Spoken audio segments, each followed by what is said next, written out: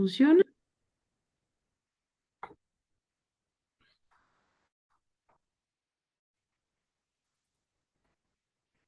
Eh, Listo, buenas noches con todos. Mi nombre es David Castillo, soy parte del equipo de Microbiolab. Estoy encargado de lo que es el área de análisis, ¿sí? De laboratorio. Y hoy vamos a tratar varios temas dentro de este módulo 4, ¿sí? Y me confirman, tal vez alguien sabe si estamos todos también, por favor. Y si se ve también la pantalla, sí, la presentación que estoy compartiendo, también me podrían ayudar confirmando, por favor. Sí se ve la pantalla, David, y está la mitad más o menos, pero ya se han de ir conectando los demás. Ok, listo. Gracias, Mariste. Bien, entonces, bien, vamos a comenzar ya. Eh, Hoy vamos a hablar acerca de varios temas. Sí, vamos a hablar acerca del metabolismo bacteriano, sí, tanto de bacterias como de hongos. Vamos a hablar acerca de la conservación de las cepas, sí, cómo estandarizar inóculos, tanto de bacterias y de hongos. Cualquier duda que ustedes tengan, me pueden interrumpir nada más, levantan la mano, me interrumpen y preguntan. Sí, no hay problema.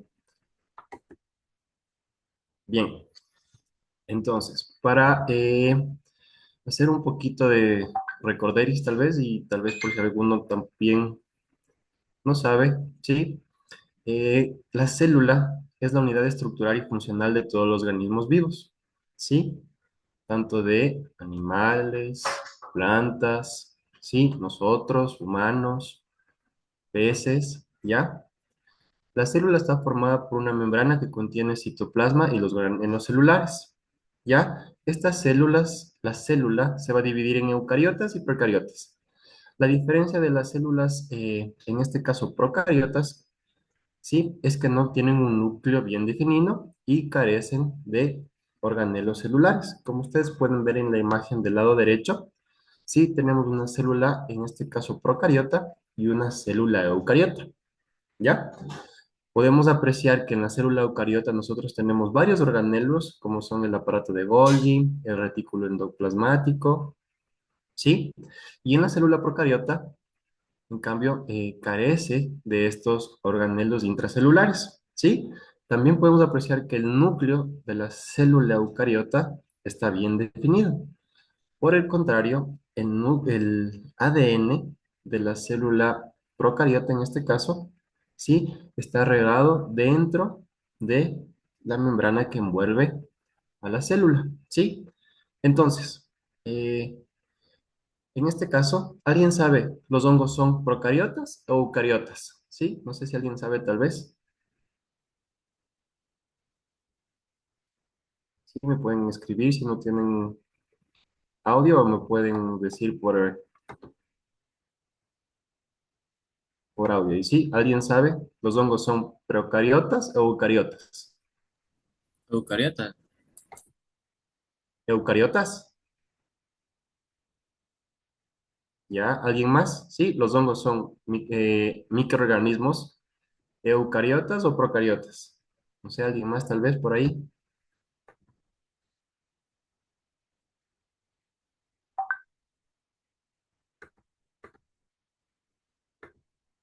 Bien. A ver, los hongos en este caso son organismos eucariotas, ¿ya? Las bacterias son procariotas o eucariotas. ¿Sí? ¿Alguien por ahí también, porfa, que me ayude?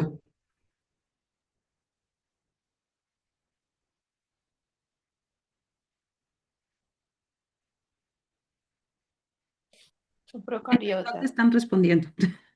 Procariotas, sí, por ahí responde alguien, ¿ya? Las bacterias son organismos, en este caso, procariotas, ¿ya? Esto vamos a ver más adelante. Es una ventaja en este caso para las bacterias en términos, al ser microorganismos mucho más sencillos que los hongos, la tasa de reproducción de las bacterias es mucho más rápida que en los hongos, ¿sí? Entonces, por ejemplo, en los análisis de laboratorio, nosotros generalmente análisis en términos de bacterias, nosotros tenemos de las 24, 48 y hasta 72 horas, ¿sí? Cuando hablamos de análisis de, en este caso, hongos, se demora un poquito más por el tema de que son microorganismos más complejos, en este caso microorganismos eucariotas, sí, van a demorar más en desarrollarse y hablamos que un análisis en tema de hongos, en este caso lo tenemos a partir del quinto, séptimo y hasta 14 días, ¿ya? Entonces, sigamos, ¿sí? Entonces, como les estaba diciendo, ¿sí? En este caso, la célula se divide en eucariotas y procariotas, ¿sí? Las principales unidades que rigen la vida. En este caso, nosotros tenemos en el reino eucariota, ¿sí? El reino Fundi, Animalia, Protista y Plantae. Y el procariota, Bacteria y Arcaea. Como vemos, en este caso, el reino Fungi, que corresponde a los hongos, corresponden a células de eucariotas. Y en este caso, las bacterias corresponden a procariotas, ¿ya? Entonces, las bacterias, ¿sí? Son organismos procariotas. Como les había dicho, no poseen un núcleo definido, mitocondrias y orgánulos, ¿sí? Como lo son el aparato de Golgi, el retículo endoplasmático, etc. En este caso, las bacterias se reproducen por reproducción asexual, ¿sí? Denominada fisión binaria, ¿sí? Las bacterias, ¿sí? Son organismos unicelulares. ¿Sí? Como ustedes pueden ver en este caso en la imagen, este círculo, esta colonia bacteriana, está formado por varias unidades bacterianas, ¿sí? Que se han ido reproduciendo y aparece una especie de colonia, ¿ya? Las bacterias tienen un tamaño de entre 0,5 a 5 micrómetros, ¿sí? Son más pequeñas. Por eso es que, por ejemplo, cuando vayamos a ver el tema del microscopio, nosotros tenemos que en este caso observar bacterias, ¿sí? Con aumentos de 100x. A los hongos en este caso, pues como son en este caso microorganismos mucho más grandes, ¿sí? Tranquilamente podemos usar aumentos de 4, 10 y hasta 40x para poder observar sus estructuras. Pero para bacterias sí necesitamos mayores aumentos. ¿Sí? Las bacterias, ¿sí? Van a venir, en este caso, en varias formas, ¿sí? Las principales son los cocos y los bacilos, ¿sí? En el caso de los cocos, nosotros podemos tener un coco solo, ¿sí? Diplococos, diplococos encapsulados, en este caso, por ejemplo, el neumococo, que es, bueno, en este caso, una bacteria para estudio clínico. Estafilococos, que son en racimos, ¿sí? Estreptococos, que son en cadenas de cocos. Sarcinas y tetradas, ¿ya? En el caso de los bacilos, como su nombre mismo le indica, son bacterias que tienen una forma de varias formas. Un cocobacilo, que es una forma intermedia entre coco y bacilo propiamente dicho, ¿sí? Y pueden venir en pareja, como un diprobacilo, empalizadas, estreptobacilos también, ¿sí? Y bueno, tenemos otras formas que no vamos a entrar mucho ahorita en tema, como son los vibros, los bastones, las hélices, las espiroquetas, que son bacterias en este caso más de estudio clínico, ¿ya? A nosotros nos interesa saber que en este caso las bacterias pueden venir en dos formas, cocos y bacilos, ¿ya? Que es lo que a nosotros nos importa para poder en este caso estudiar microorganismos de interés agrícola, ¿sí? Que son los que comúnmente vamos a ver.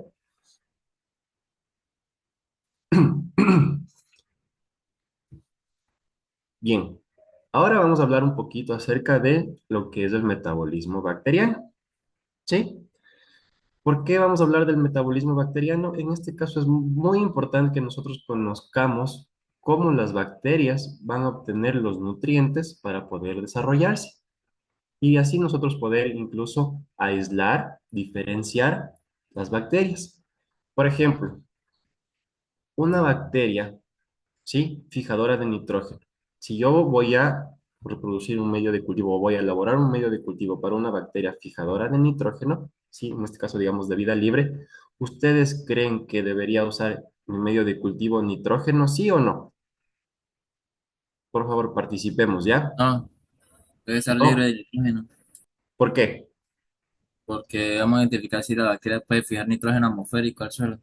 Exactamente, ¿no es cierto? Entonces, por ejemplo, si yo quiero aislar una bacteria, en este caso fijadora, perdón, de nitrógeno, yo al medio no le voy a agregar ninguna fuente nitrogenada. ¿Sí? ¿Por qué? Porque, como justamente dijo el compañero, queremos ver nosotros si la bacteria es capaz de obtener el nitrógeno para su metabolismo, ¿sí? Del ambiente, ¿ya? Entonces, si yo estoy, por ejemplo, en una muestra de suelo, y yo analizo esta muestra de suelo en busca de bacterias fijadoras de nitrógeno de vida libre y utilizo un medio de cultivo o, por ejemplo, agua que esté con alguna traza de nitrógeno, ¿sí? Voy a tener en este caso falsos positivos porque van a crecer microorganismos que no necesariamente van a fijar nitrógeno del ambiente, ¿sí? Entonces en eso hay que tener, por ejemplo, cuidado. Y por eso también vamos a ver un poquito del metabolismo, ¿ya? Entonces, el metabolismo bacteriano, ¿sí? Es un conjunto de procesos bioquímicos por los cuales la bacteria va a obtener la energía, ¿sí? Y los nutrientes necesarios para desarrollarse y reproducirse, ¿ya? El metabolismo bacteriano se puede dividir, ¿sí? Por cómo la bacteria va a obtener el carbono, ¿sí? Cómo la bacteria va a obtener la energía y el receptor final de electrones, ¿ya? Entonces, fuentes de carbono, ¿sí? Las bacterias necesitan, ¿sí? Carbono para poder crecer, desarrollarse y reproducirse, ¿no es cierto? Es decir, construir masa celular, ¿sí? Las fuentes de carbono o las bacterias, ¿sí? Que van a utilizar carbono se clasifican en heterótrofas y autótrofas. Heterótrofas quiere decir el uso de compuestos orgánicos, sí, presentes en el ambiente, ¿ya? Autótrofas quiere decir que van a fijar el dióxido de carbono del ambiente, ¿sí? Entonces tenemos heterótrofas, es decir, el uso de compuestos orgánicos, ¿sí? Por ejemplo, materia en descomposición, ¿sí? Autótrofas, fijación del dióxido de carbono presente en el medio ambiente. Fuente de energía, ¿sí? ¿De dónde van a obtener la energía para poder desarrollar sus procesos bioquímicos y para poder construir masa celular? Entonces, la obtención de energía para desarrollar sus procesos celulares y completar su ciclo de vida se puede clasificar en fotótrofas y quimiótrofas. Sí, las fotótrofas son aquellas bacterias que emplean la luz a través de la fotosíntesis. Un ejemplo de eso son las cianobacterias, ¿ya?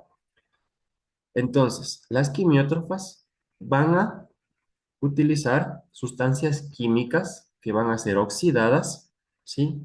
Utilizando oxígeno, si son bacterias aerobias, o otro tipo de receptor de electrones, si son en este caso bacterias anaerobias, ¿sí? Entonces vamos a ir juntando. Por ejemplo, puede haber que haya bacterias heterótrofas, ¿sí? En este caso también van a ser fotótrofas. No es que solo es heterótrofa y ya, ¿sí? Por ejemplo, vamos a ver, por ejemplo, se van a dividir quimio-lito-autótrofas, quimio-lito-heterótrofas, ¿sí? Porque acuérdense que estas fuentes todas se conjugan en un solo organismo. No es que solo hay heterótrofas o quimiótrofas o fotótrofas, ¿sí? Según el donador final de electrones, ¿sí? La fuente de donde la bacteria obtiene los electrones equivalentes reductores para la biosíntesis y la conservación de la energía, ¿sí? Se van a clasificar en litótrofas, quiere decir que utilizan compuestos, en este caso inorgánicos, como donador final de electrones, y organótrofas, que van a utilizar en este caso compuestos orgánicos como donador final de electrones, ¿ya? Por ejemplo, es lo que yo les decía, ¿sí? Tenemos bacterias que son quimio-lito-autótrofas. ¿Qué quiere decir esto?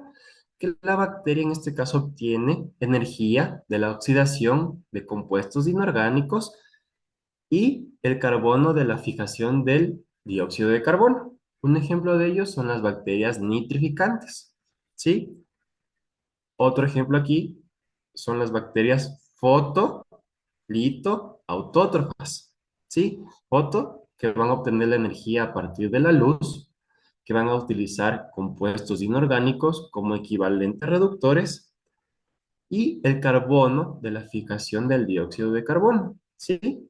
Como por ejemplo, en este caso, las cianobacterias, ¿sí? Otro ejemplo, quimio, lito, ahora ya no autótrofo, sino heterótrofa, ¿sí? Entonces, la energía la van a obtener de la oxidación de compuestos inorgánicos y el carbono, en este caso, van a obtenerle de compuestos orgánicos. Sí, aquí está mal porque dice del dióxido de carbono. Sí, entonces van a obtener el carbono de compuestos orgánicos. Mil disculpas. Sí, porque son en este caso heterótrofos. En este caso, un ejemplo son las bacterias oxidantes del hidrógeno. Entonces, otra parte interesante del metabolismo, como habíamos dicho, ¿no es cierto? Las bacterias pueden ser o pueden desarrollar su metabolismo, ya sea heterótrofo, autótrofo, etcétera, así, en condiciones aerobias o anaerobias, ¿sí? Tenemos aquí 5 casos, ¿sí? El primer caso es un tubo de ensayo que contiene caldo de cultivo, donde se ha inoculado una bacteria y vemos un crecimiento únicamente en la parte superior del tubo, ¿sí?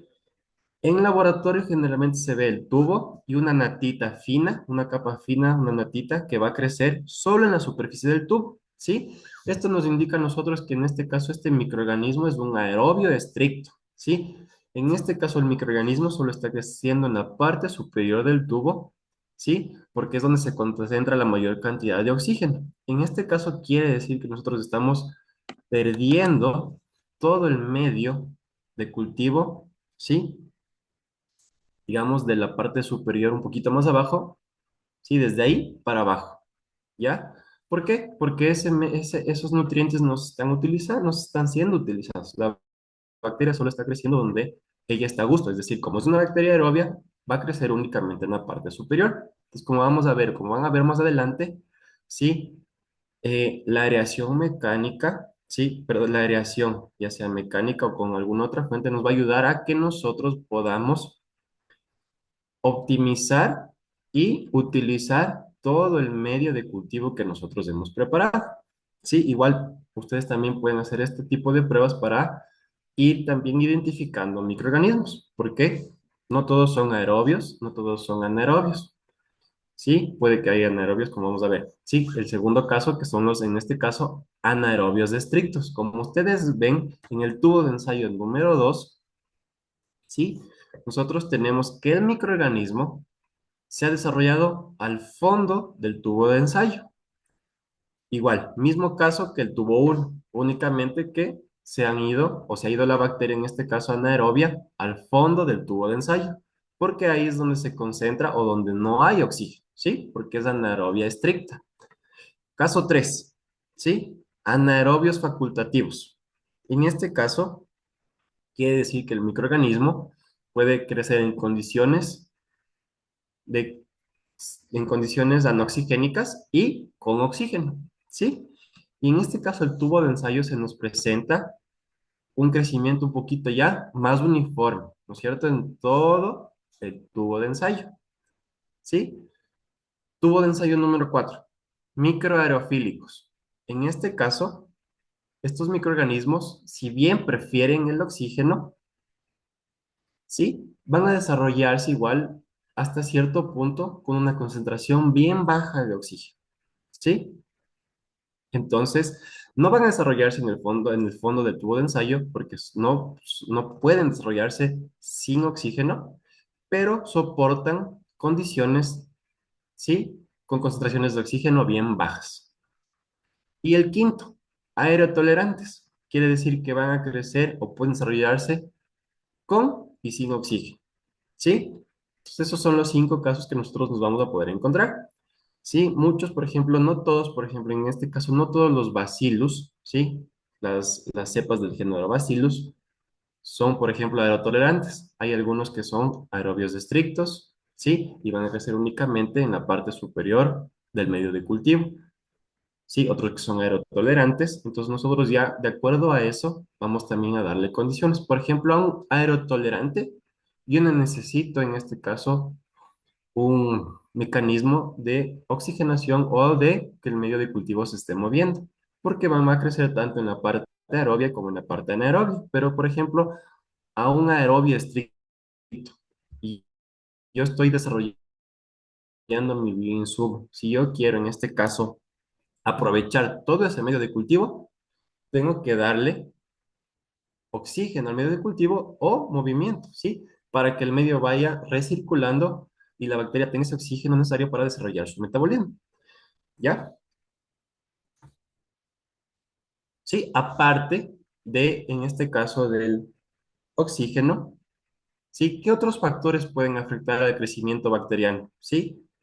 No sé si a alguien se le ocurra un factor más que pueda afectar el crecimiento bacteriano. Por favor, lo que se les ocurra. La presencia de un antibiótico. ¿Ya? Va a inhibir, en este caso, va a inhibir bacterias. Sí, si yo le pongo un antibiótico a algún medio de cultivo, me va a inhibir bacterias.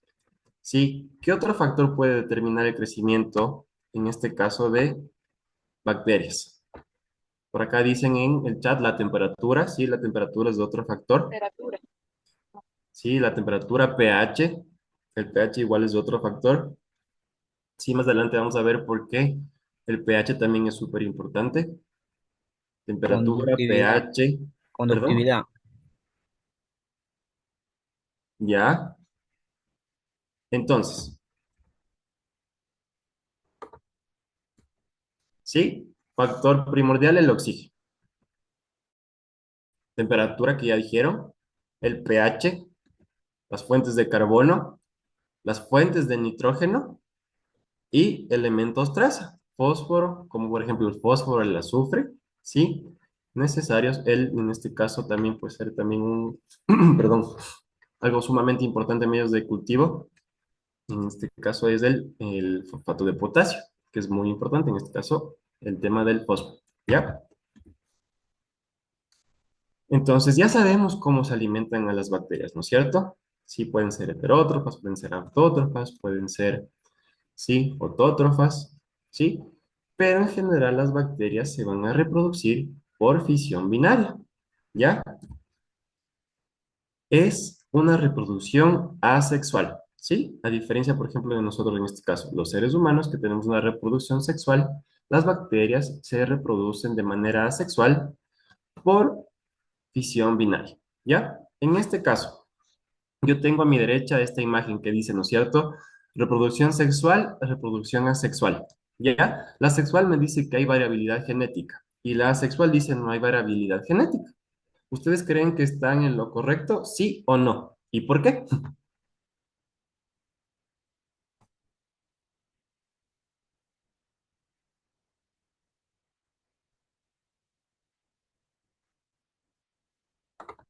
En la sexual hay variación porque hay ADN del padre y la madre. La asexual es un clon idéntico al Ya, otro, al otro.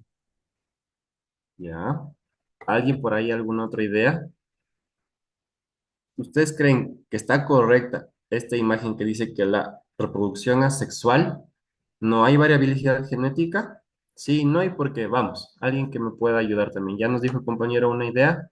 ¿Alguien más por ahí se le ocurre alguna otra cosa?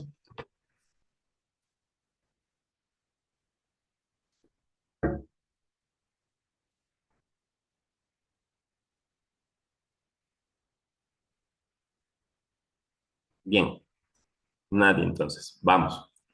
En la reproducción asexual, claro que hay variabilidad genética. Sí, hay variabilidad genética y esta imagen está mal. Sí, entonces, claro que hay variabilidad genética. ¿Sí? ¿Por qué? Cuando ustedes, por ejemplo, les manda en este caso el doctor, sí, tómese tal pastilla por tantos días, ¿no es cierto? Esto le va a ayudar a eliminar esta bacteria que le está infectando, ¿ya? Entonces, si ustedes, por ejemplo, en este caso, se toman y no cumplen con el tratamiento, puede que una pequeña parte de la población sobreviva y genere resistencia a ese antibiótico, ¿ya? Y le pase a las siguientes generaciones. ¿sí? Entonces, claro que hay variabilidad genética. ¿Cómo también se da otra manera, otro mecanismo que las bacterias usan para tener variabilidad genética? Es a través de plásmidos, ¿sí? Que son pequeñas estructuras circulares de ADN que codifican, como yo les dije, ciertas proteínas o ciertas estructuras para ciertos procesos, por ejemplo, como resistencia a antibióticos, ¿sí? Entonces, claro que hay variabilidad genética en la reproducción asexual, ¿sí? Acuérdense que las bacterias es similar, ¿sí? ¿Qué pasa con el cáncer, ya? El cáncer es una reproducción anormal, ¿sí? De una célula de nuestro organismo, ¿sí? Que mutó y empezó a reproducirse como loco, ¿no es cierto? En este caso, las bacterias de algo parecido tienen una alta tasa de reproducción y esa alta tasa de reproducción puede dar, en este caso, digamos, entre comillas, errores que a la final pueden ser útiles, en este caso, para la bacteria y pueden generar variabilidad genética. No necesita, por ejemplo, como nosotros en este caso, que den una porción la madre y una porción el padre, ¿sí? La variabilidad genética se da en esa alta tasa de reproducción y también, por ejemplo, como mecanismos como plásmidos, ¿sí? Que se van pasando de una bacteria hacia otra, ¿ya? Entonces, en las bacterias sí hay variabilidad genética. ¿Sí? Ahora les voy a reproducir un video de la fisión binaria, ¿sí? De cómo se reproducen en este caso las bacterias, para que quedemos un poquito más claros.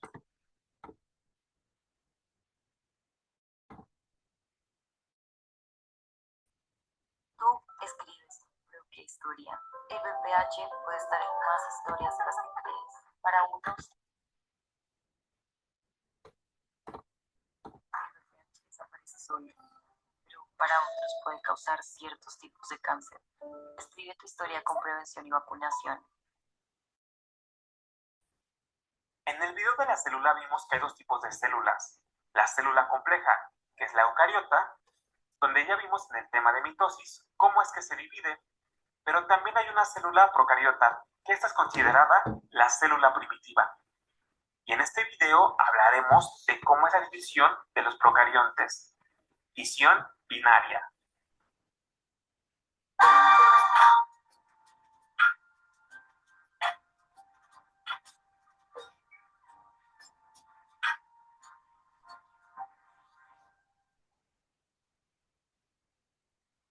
Para esto debemos de recordar que una célula se crea a partir de una célula preexistente. Y lo que va a ocurrir es que esta célula preexistente es la célula madre. Esta se va a dividir en dos células hijas. Y estas células hijas deben de tener la misma información genética. El proceso se conoce como fisión binaria. Y esto ocurre de la siguiente manera. Como ya dijimos, la información genética debe de ser idéntica. Entonces ocurre el proceso de replicación, donde el ADN se copia a sí mismo y este ADN se pega a las paredes plásmicas de la célula, en puntos cercanos, aunque separados. Recordemos que el ADN de los procariontes se encuentra de manera circular. En el siguiente paso, la membrana plásmica crece, ya que la célula está sintetizando más componentes celulares, haciendo que la célula se expanda. Posteriormente, cuando la célula ha duplicado su tamaño, entonces empieza a dar forma a las nuevas células, generando más membrana plásmica en el centro de dichas células, y cada una contiene la información genética correspondiente. Con la fusión de la membrana plásmica ya tenemos a las dos nuevas células formadas, que estas son las células hijas, las cuales son idénticas. Es decir, contienen exactamente la misma información genética. En algunos casos, las células hijas permanecen juntas, formando largas cadenas o agrupamientos. Y es así como se realiza la fisión binaria. Para que este proceso ocurra, las células deben de tener los nutrientes necesarios y las condiciones favorables para que esto se pueda dar. La fisión binaria ocurre con rapidez, De hecho, hay bacterias que este proceso tarda tan solo 20 minutos. Si te gustó este video, dale like y suscríbete. Nos vemos hasta el próximo video.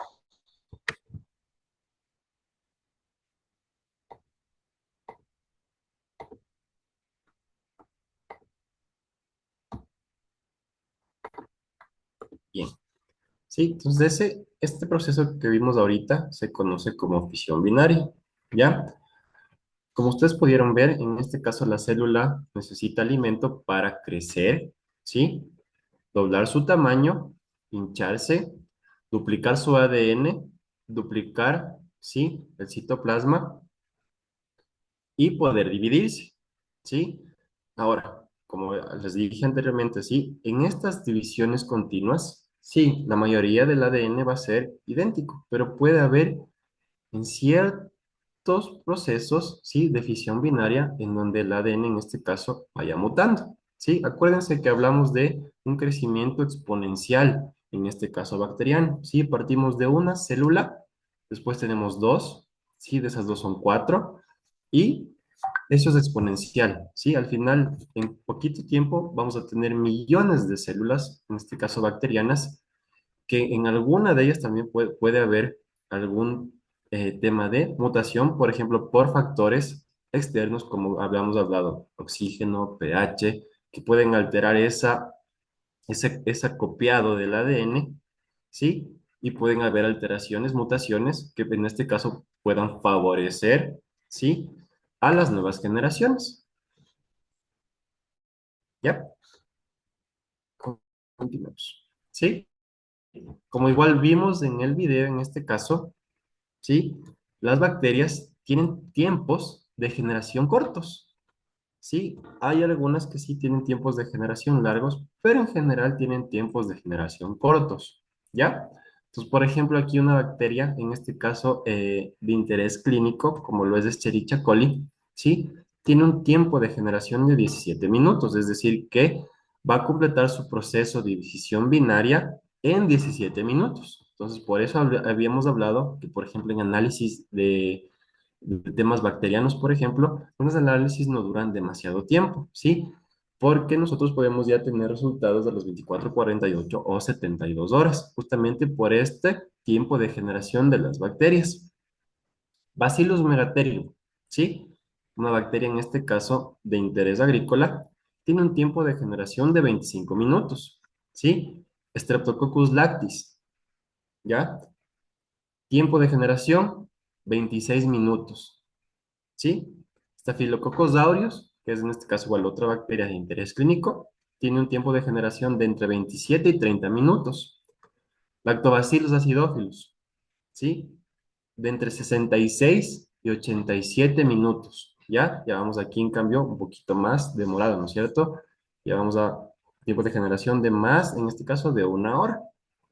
¿Sí? Rhizobium, en este caso Japonicum, ¿sí? 344 a 461 minutos, ¿ya? Por eso generalmente los ensayos, en este caso de fijadoras, ¿sí? Se demoran un poquito más. Por ejemplo, tuvimos un último análisis en este caso, de un bioinsumo preparado con bradyrhizobium, ¿sí? Ese análisis demora entre 3 a 5 días, justamente porque en este caso estas bacterias, sí, fijadoras, tienen un tiempo de generación mucho más extendido. Por ejemplo, Bacillus, nosotros generalmente sacamos resultados a las 24 o 48 horas, justamente porque el tiempo, como ustedes pueden apreciar, en este caso, el tiempo de generación de Bacillus es bien corto. Y esto también nos va a ayudar a establecer, en este caso, sí, una curva de crecimiento, que ya vamos a ver para qué nos va a servir. Por ejemplo, si ustedes tienen aislado una cepa de Bacillus, un Rhizobium, ¿sí?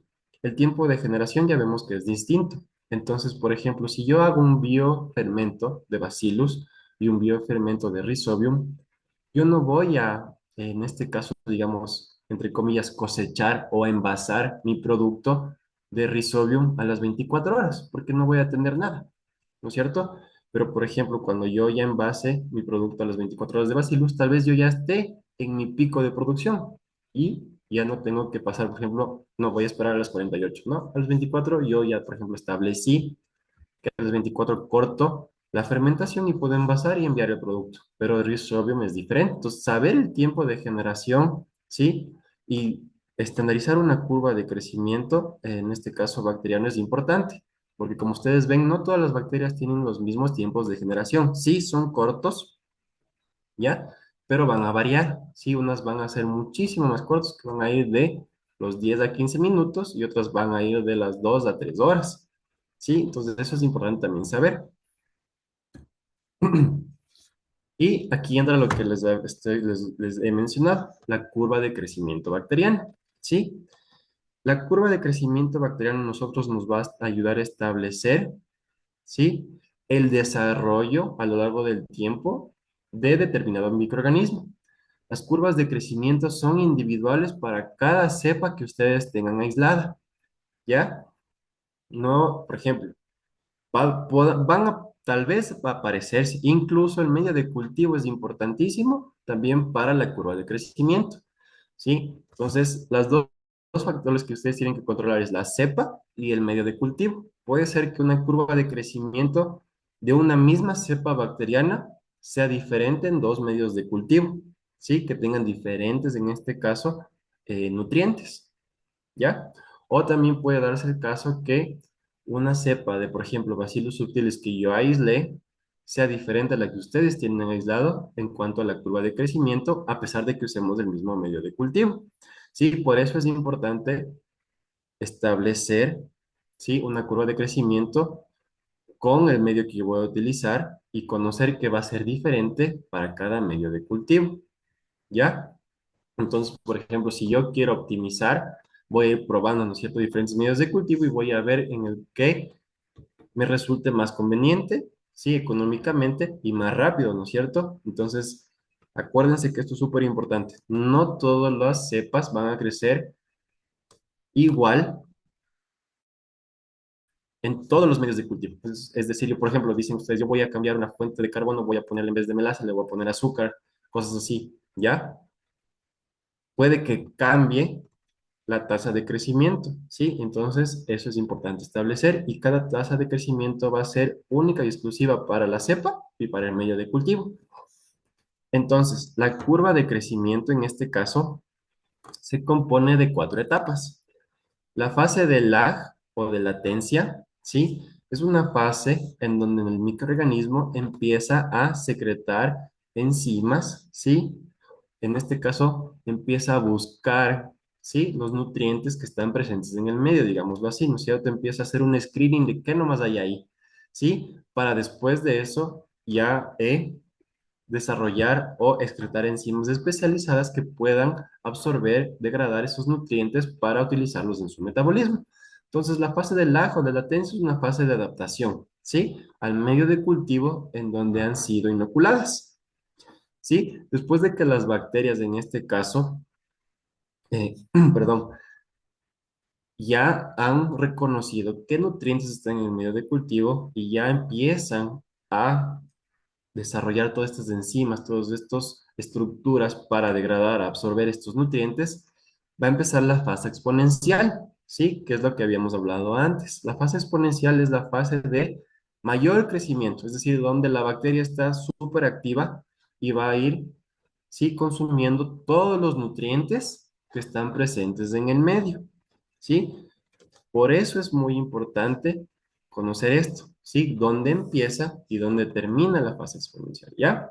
¿Por qué? Porque después vamos a pasar a una fase estacionaria, ¿sí? Es decir, la bacteria ha consumido toditos los nutrientes del medio, ¿sí?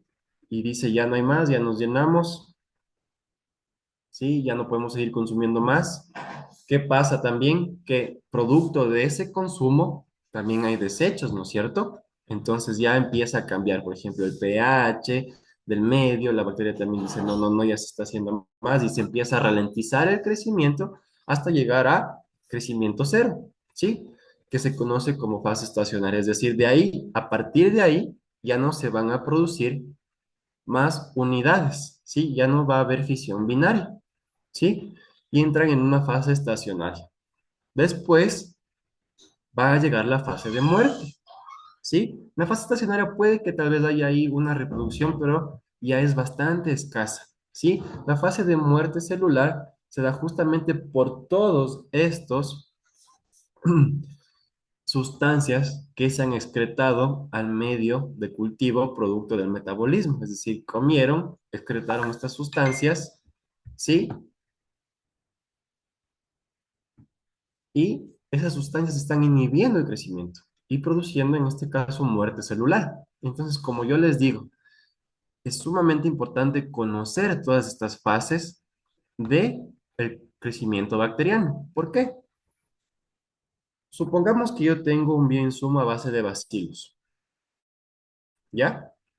Yo tengo mi medio de cultivo establecido, yo inoculo mis bacilos, ¿sí?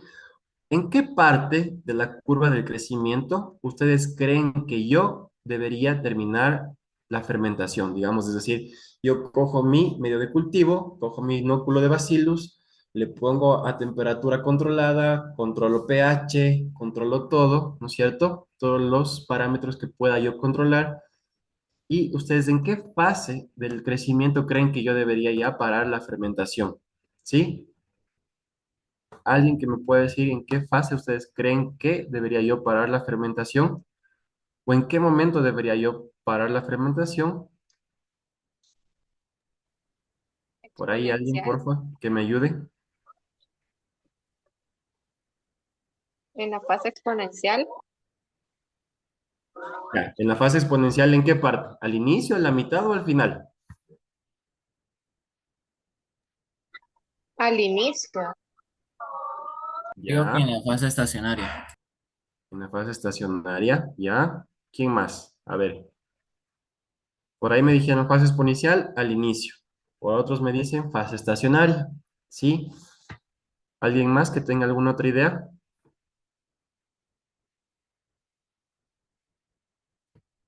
Vemos si en el chat hay algo por ahí. Exponencial dicen por ahí.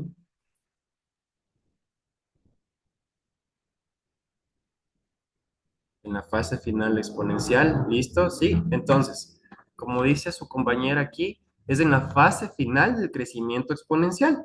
¿Por qué? ¿No es cierto? Si yo corto mi fermentación al inicio de la fase exponencial, tengo todavía un montón de medio de cultivo que no ha sido utilizado y estoy desaprovechando, ¿no es cierto? Igual si corto a la mitad de mi fase exponencial, tengo ahí todavía medio de cultivo que no ha sido aprovechado. Pero si yo ya, por ejemplo, como les digo, establecí mi fase, mi curva de crecimiento bacteriano y, por ejemplo, sé que a las, me invento, 72 horas de estar fermentando en condiciones controladas, ¿sí? Yo a partir de las 72 horas, mi bacteria en este caso entra en una fase estacionaria. Entonces, de ahí para allá, yo ya no estoy ganando nada, ya no estoy ganando concentración, ¿sí? Entonces, lo que yo hago es corto, envaso, agrego, por ejemplo, conservantes, ¿sí? Y puedo enviar el producto. Sí, parece, Esther. Sí, quería ahí acotar una cosa. Es importante que tomen en cuenta también la bacteria que es, por ejemplo, Bacillus thuringiensis, como el mecanismo de acción es cuando produce endosporas. Por ejemplo, a ellos hay que esperarles pasada la fase de muerte para que puedan producir su cristal, se forme la endospora, se pueda producir el cristal y pueda tener acción. Si ustedes le sacan cuando todavía está en Ah, fase vegetativa, por ejemplo, el Bacillus thuringiensis, no va a funcionar porque no está la endospora y no están los cristales, que es el mecanismo de acción. Entonces, ese es un producto que no va a funcionar. Entonces, por ejemplo, ya una vez que ya esté finalizando la fase estacionaria, al Bacillus thuringiensis toca dejarle por lo menos unos 3, 4 días más ahí que esté, hasta que esté formada las endosporas del Bacillus thuringiensis, porque si no, no va a funcionar el producto. Entonces, pero bacilos sutiles, como por ejemplo actúa el metabolismo secundario, justo en la fase secundaria es lo ideal, porque lo que actúa es lo que produce, pero el Bacillus thuringiensis no. Tiene que formarse la endospora, sin la endospora no hay mecanismo de acción. Eso es importante que tomen en cuenta. Entonces, por ejemplo, si tienen un producto de Bacillus subtilis y Bacillus thuringiensis, ni siquiera pueden ponerles en el mismo bioreactor, tienen que ser dos bioreactores diferentes para que puedan hacer estos procesos por separado, porque son dos mecanismos de acción diferentes. Eso nomás. Sí, gracias, Marister. Buena acotación. Justo en este caso, como les dice Marister, Bacillus thuringiensis sí produce la que es esta toxina, sí, que es el mecanismo de acción. Entonces, como sabemos, los bacillus tienen un mecanismo, en este caso, de resistencia, ¿no es cierto?, a condiciones adversas, formación de endosporas. Entonces, en el caso de Bacillus thuringiensis, nosotros desarrollamos el producto, sí, como indica María Esther, cambiamos las condiciones del medio de cultivo, sí, el pH cambia, las condiciones cambian. No es que haya muerte celular en sí, sino que la bacteria, como ya ver que las condiciones, en este caso, no son favorables, empieza a producir la endospora para que cuando hayan condiciones favorables, sí, otra vez continuar su desarrollo. Pero en este caso es específico de Bacillus thuringiensis y generalmente de todas las, bueno, no generalmente, de todas las especies del género Bacillus que forman la endospora, ¿sí? Pero también va a depender del mecanismo de acción, ¿sí? Todos los bacilos forman endospora, ¿ya? Pero no todos los bacilos utilizan esa endospora o esa toxina como mecanismo de acción. Entonces, entendido aquí está esta parte de lo de que es la curva de crecimiento, sí, no es lo mismo para cada bacteria, sí, cada bacteria va a tener una curva de crecimiento diferente, sí, lo que va a influir es el medio de cultivo y la cepa bacteriana. Acuérdense que no todos los medios de cultivo, no puedo hacer solo una curva de crecimiento para un medio de cultivo y decir que eso me va a servir para cualquier formulación, ¿ya? Para cada formulación que ustedes produzcan, tiene una curva de crecimiento individual, igual para cada cepa bacteriana, ¿sí? Como ya vimos, las tasas de crecimiento de fisión binaria no son lo mismo, ¿sí? En cepas de diferentes géneros, ¿ya? Entonces, eso hay que tener muy en cuenta. Y la curva de crecimiento también me va a ayudar a no tener a mí pérdidas, por ejemplo, ¿sí? Saber en qué punto yo puedo ya parar la fermentación y puedo yo ya aplicar en campo o agregar en este caso conservantes para poder ya distribuir, ¿sí? O para ya poder vender el producto, ¿ya? Porque acuérdense que estamos tratando con microorganismos vivos, ¿sí? Como el yogurt, ¿sí? El yogurt tiene sus bacterias ácido lácticas que usan, ¿no es cierto? Que usamos en el yogur, conservantes y también la refrigeración, ¿sí? Entonces, por ejemplo, si yo le saco al yogurt, si bien tiene conservantes, pero le dejo a temperatura ambiente, eso en 48 horas, las bacterias como están con condiciones favorables, empiezan a reproducirse y, digamos, entre comillas, cortan el yogurt y se daña en este caso, ¿no es cierto? Pero lo que pasa es que adentro las bacterias ya comenzaron a reproducirse, encontraron una condición favorable y comenzaron a reproducirse. ¿Ya?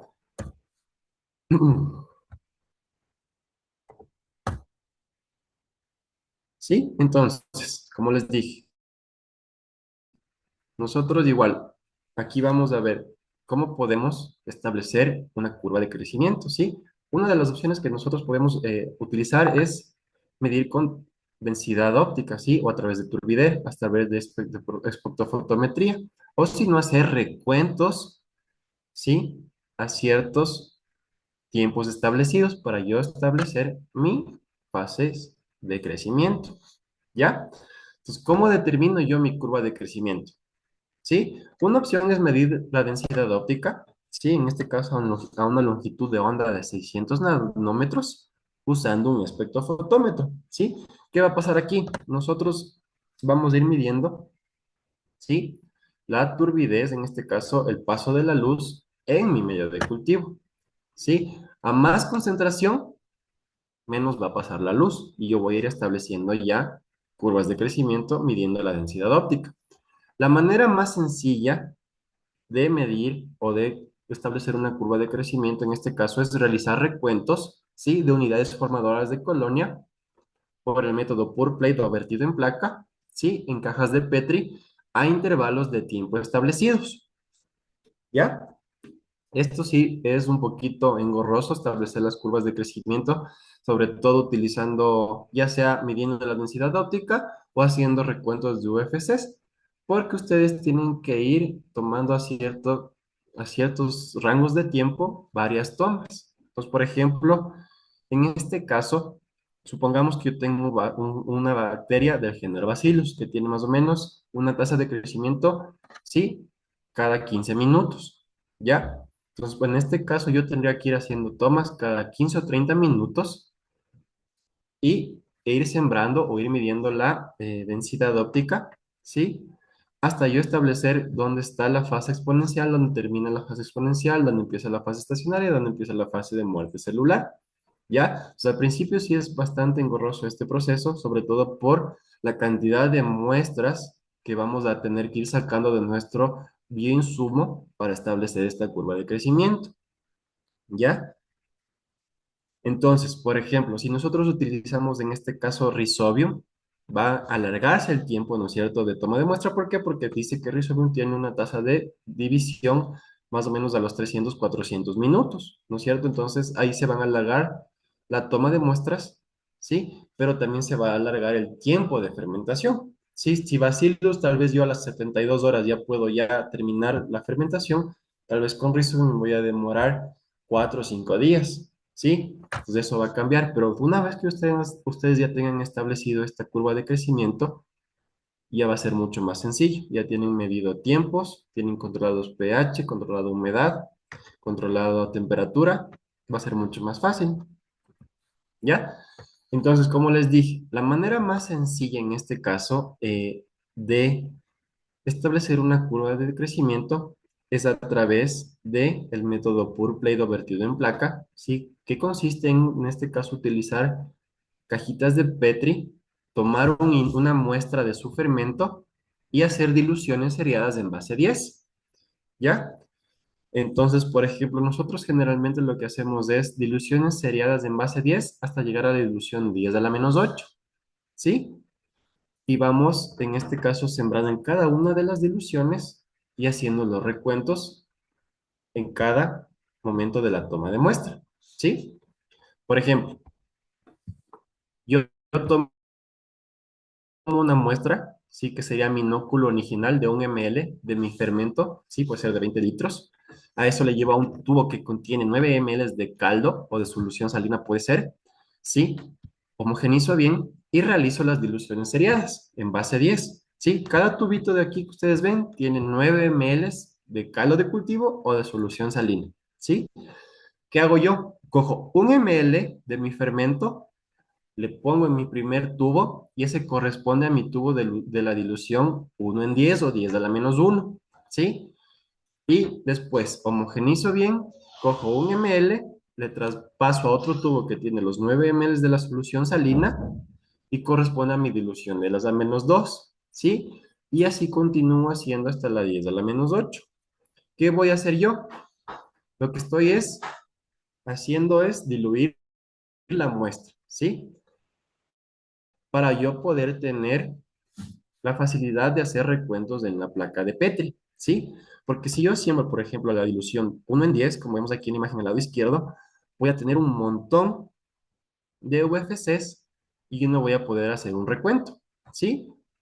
Pero si yo ya veo, por ejemplo, la dilución en este caso 10 a la menos 1, 2, 3, 4, 5, que es el último círculo del lado derecho, yo puedo ya hacer un recuento tanto en la dilución 10 a la menos 5 como la 10 a la menos 4, ¿sí? Ya tengo un recuento real, ¿sí? Pero si yo pudiera, por ejemplo, hacer un recuento en la dilución 10 a la menos 1 y en la 10 a la menos 4, los dos resultados tendrían que ser iguales, ¿sí? O prácticamente iguales, porque acuérdense, es la misma muestra, únicamente que nosotros hemos ido diluyendo la muestra para poder hacer recuentos de unidades formadoras de colonia. Una unidad formadora de colonia es un puntito, digamos, en este caso, ¿sí? Que a partir de una única bacteria se empezó a desarrollar una colonia, ¿sí? Ese puntito en la caja de Petri que ustedes ven, a partir de una única bacteria se empezó a desarrollar, en este caso, una colonia, ¿sí? Que es un cúmulo de bacterias ¿sí? Que se han desarrollado a lo largo del tiempo. ¿Ya? Entonces, lo que aquí hacemos, como les digo, ¿sí? Que quiero que quede clarito, ¿sí? Nosotros vamos a ir, como por ejemplo, ustedes tienen aislado una cepa de Bacillus, ¿ya? Saben que es Bacillus, ya le han hecho las pruebas, digamos que es Bacillus subtilis, saben que el tiempo de generación es de 15 minutos, tienen ya establecido su medio de cultivo que van a utilizar, ¿sí?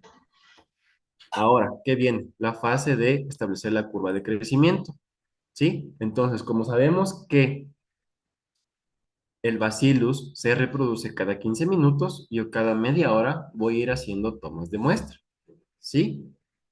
Y voy a ir haciendo mis recuentos, ¿ya? Y ahí voy estableciendo mi curva de crecimiento, ¿ya? ¿Quedó claro hasta aquí? ¿Hay alguna pregunta, alguna duda?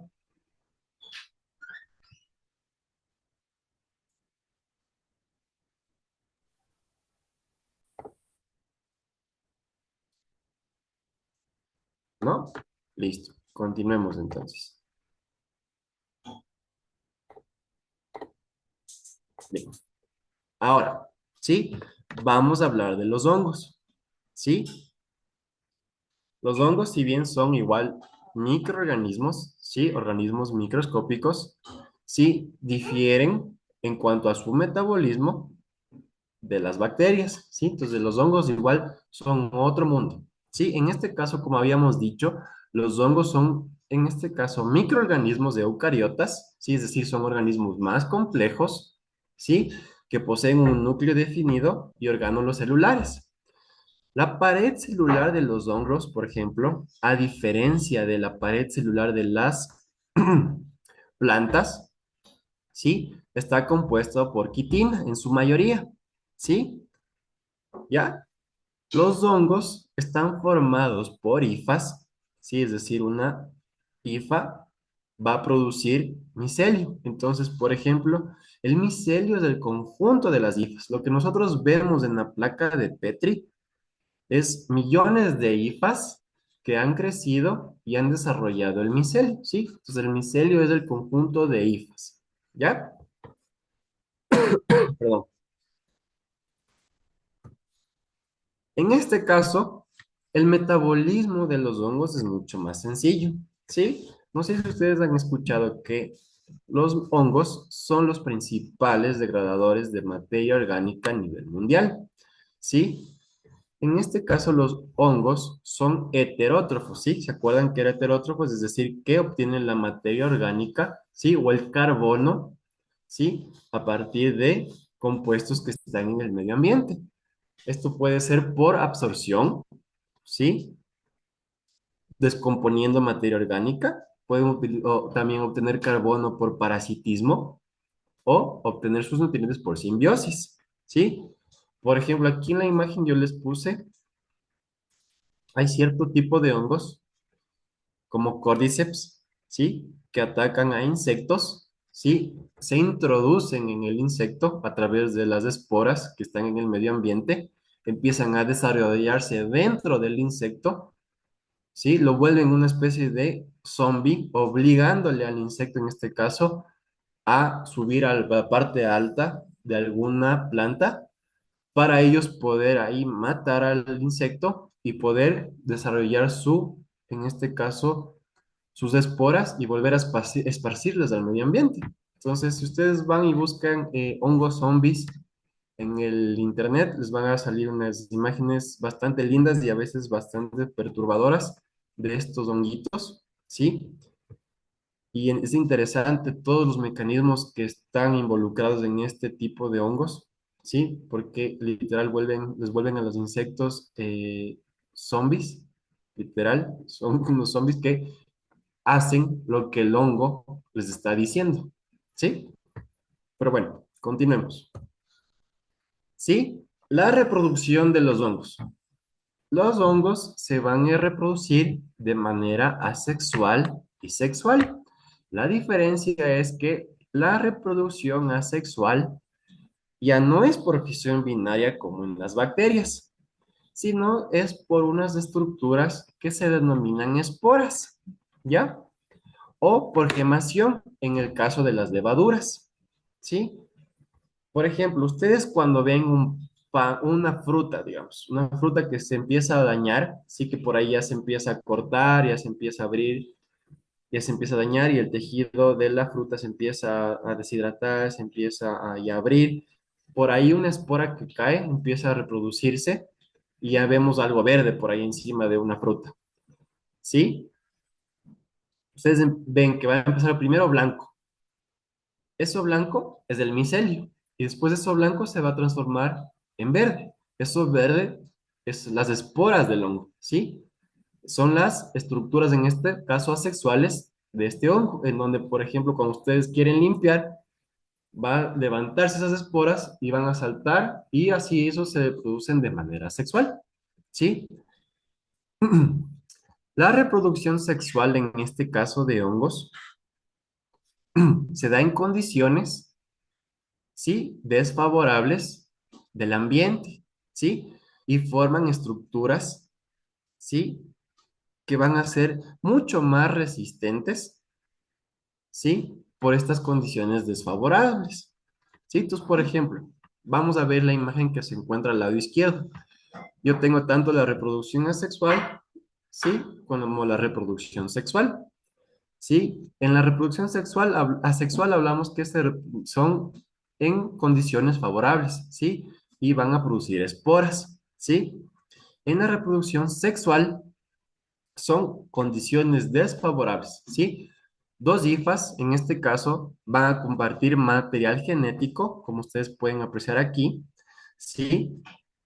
Van a fusionar ese material genético y en este caso, por ejemplo, van a formar una oospora, ¿sí?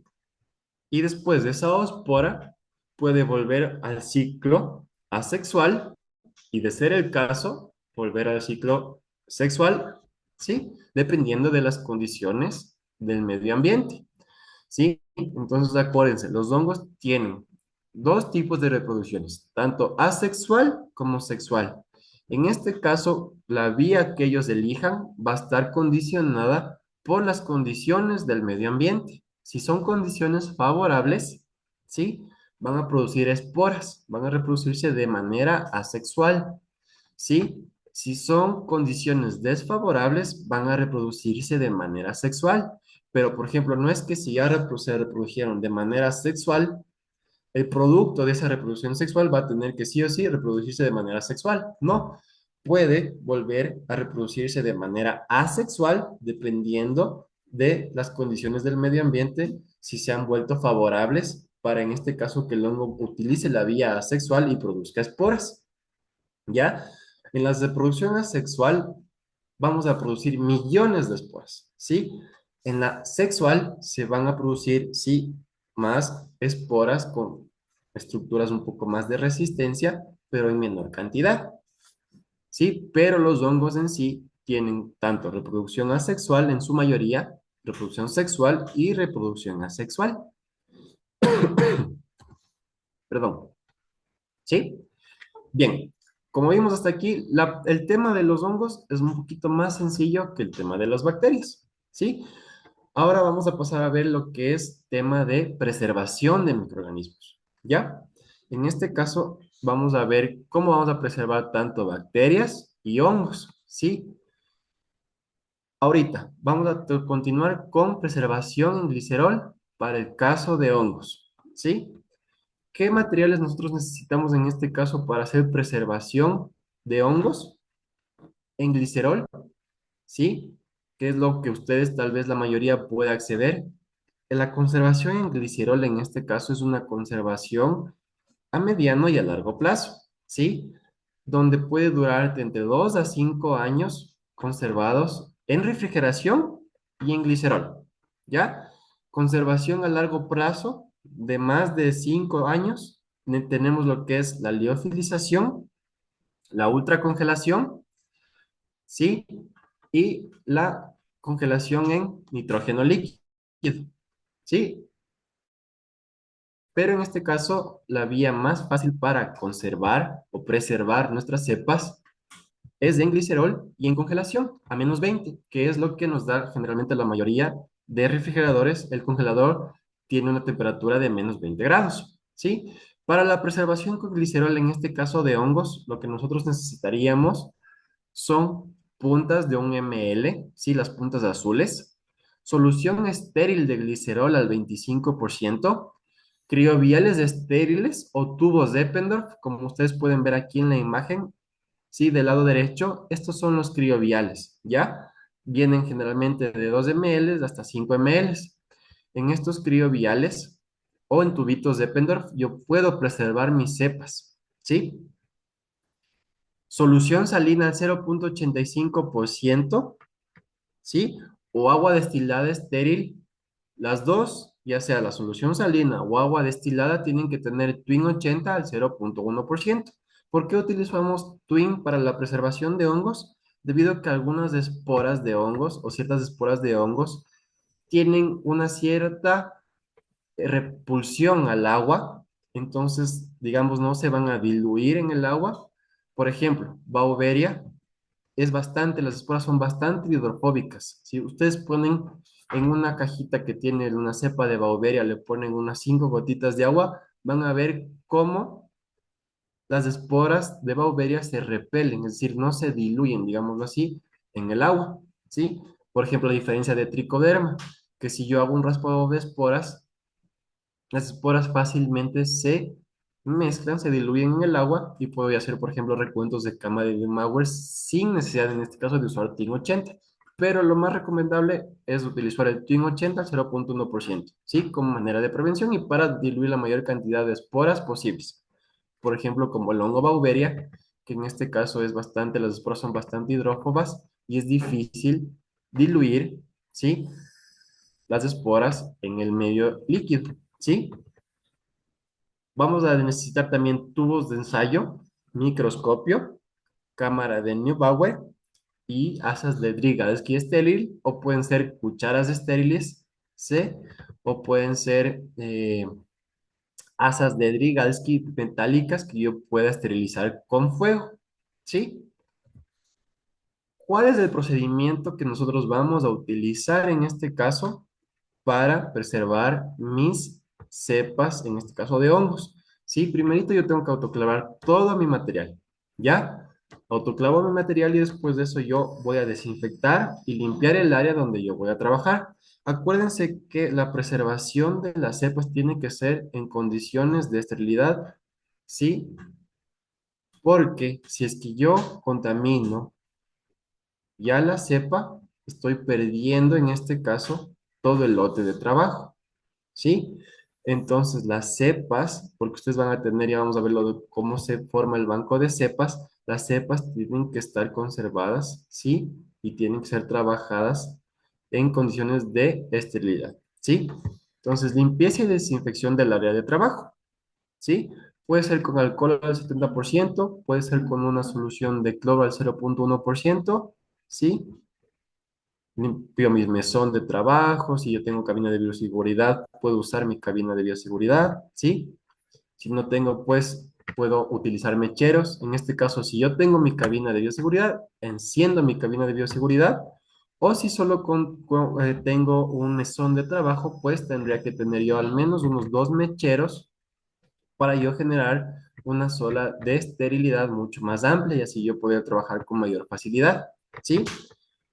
Colocar el material necesario, ¿sí? Únicamente el material necesario, ¿sí? Solo con lo que voy a trabajar cuando yo vaya a preservar cepas, tiene que estar en el mesón de trabajo, en el área de trabajo, ¿sí? Colocarse los equipos de protección personal, que en este caso son guantes, mascarilla, cofia, un mandil, ¿sí? Si ustedes tienen, o una bata, ¿sí? Para evitar contaminar mi cepa, en este caso del hongo, ¿no es cierto? El equipo de protección personal en este caso no va a ser mucho para protegernos nosotros, sino va a ser para proteger la cepa de contaminación, ¿ya? ¿Cómo vamos a hacer este trabajo? ¿Sí? Supongan que ustedes tienen una caja Petri, digamos en este caso tricoderma, aislado, ¿sí? De una muestra de suelo.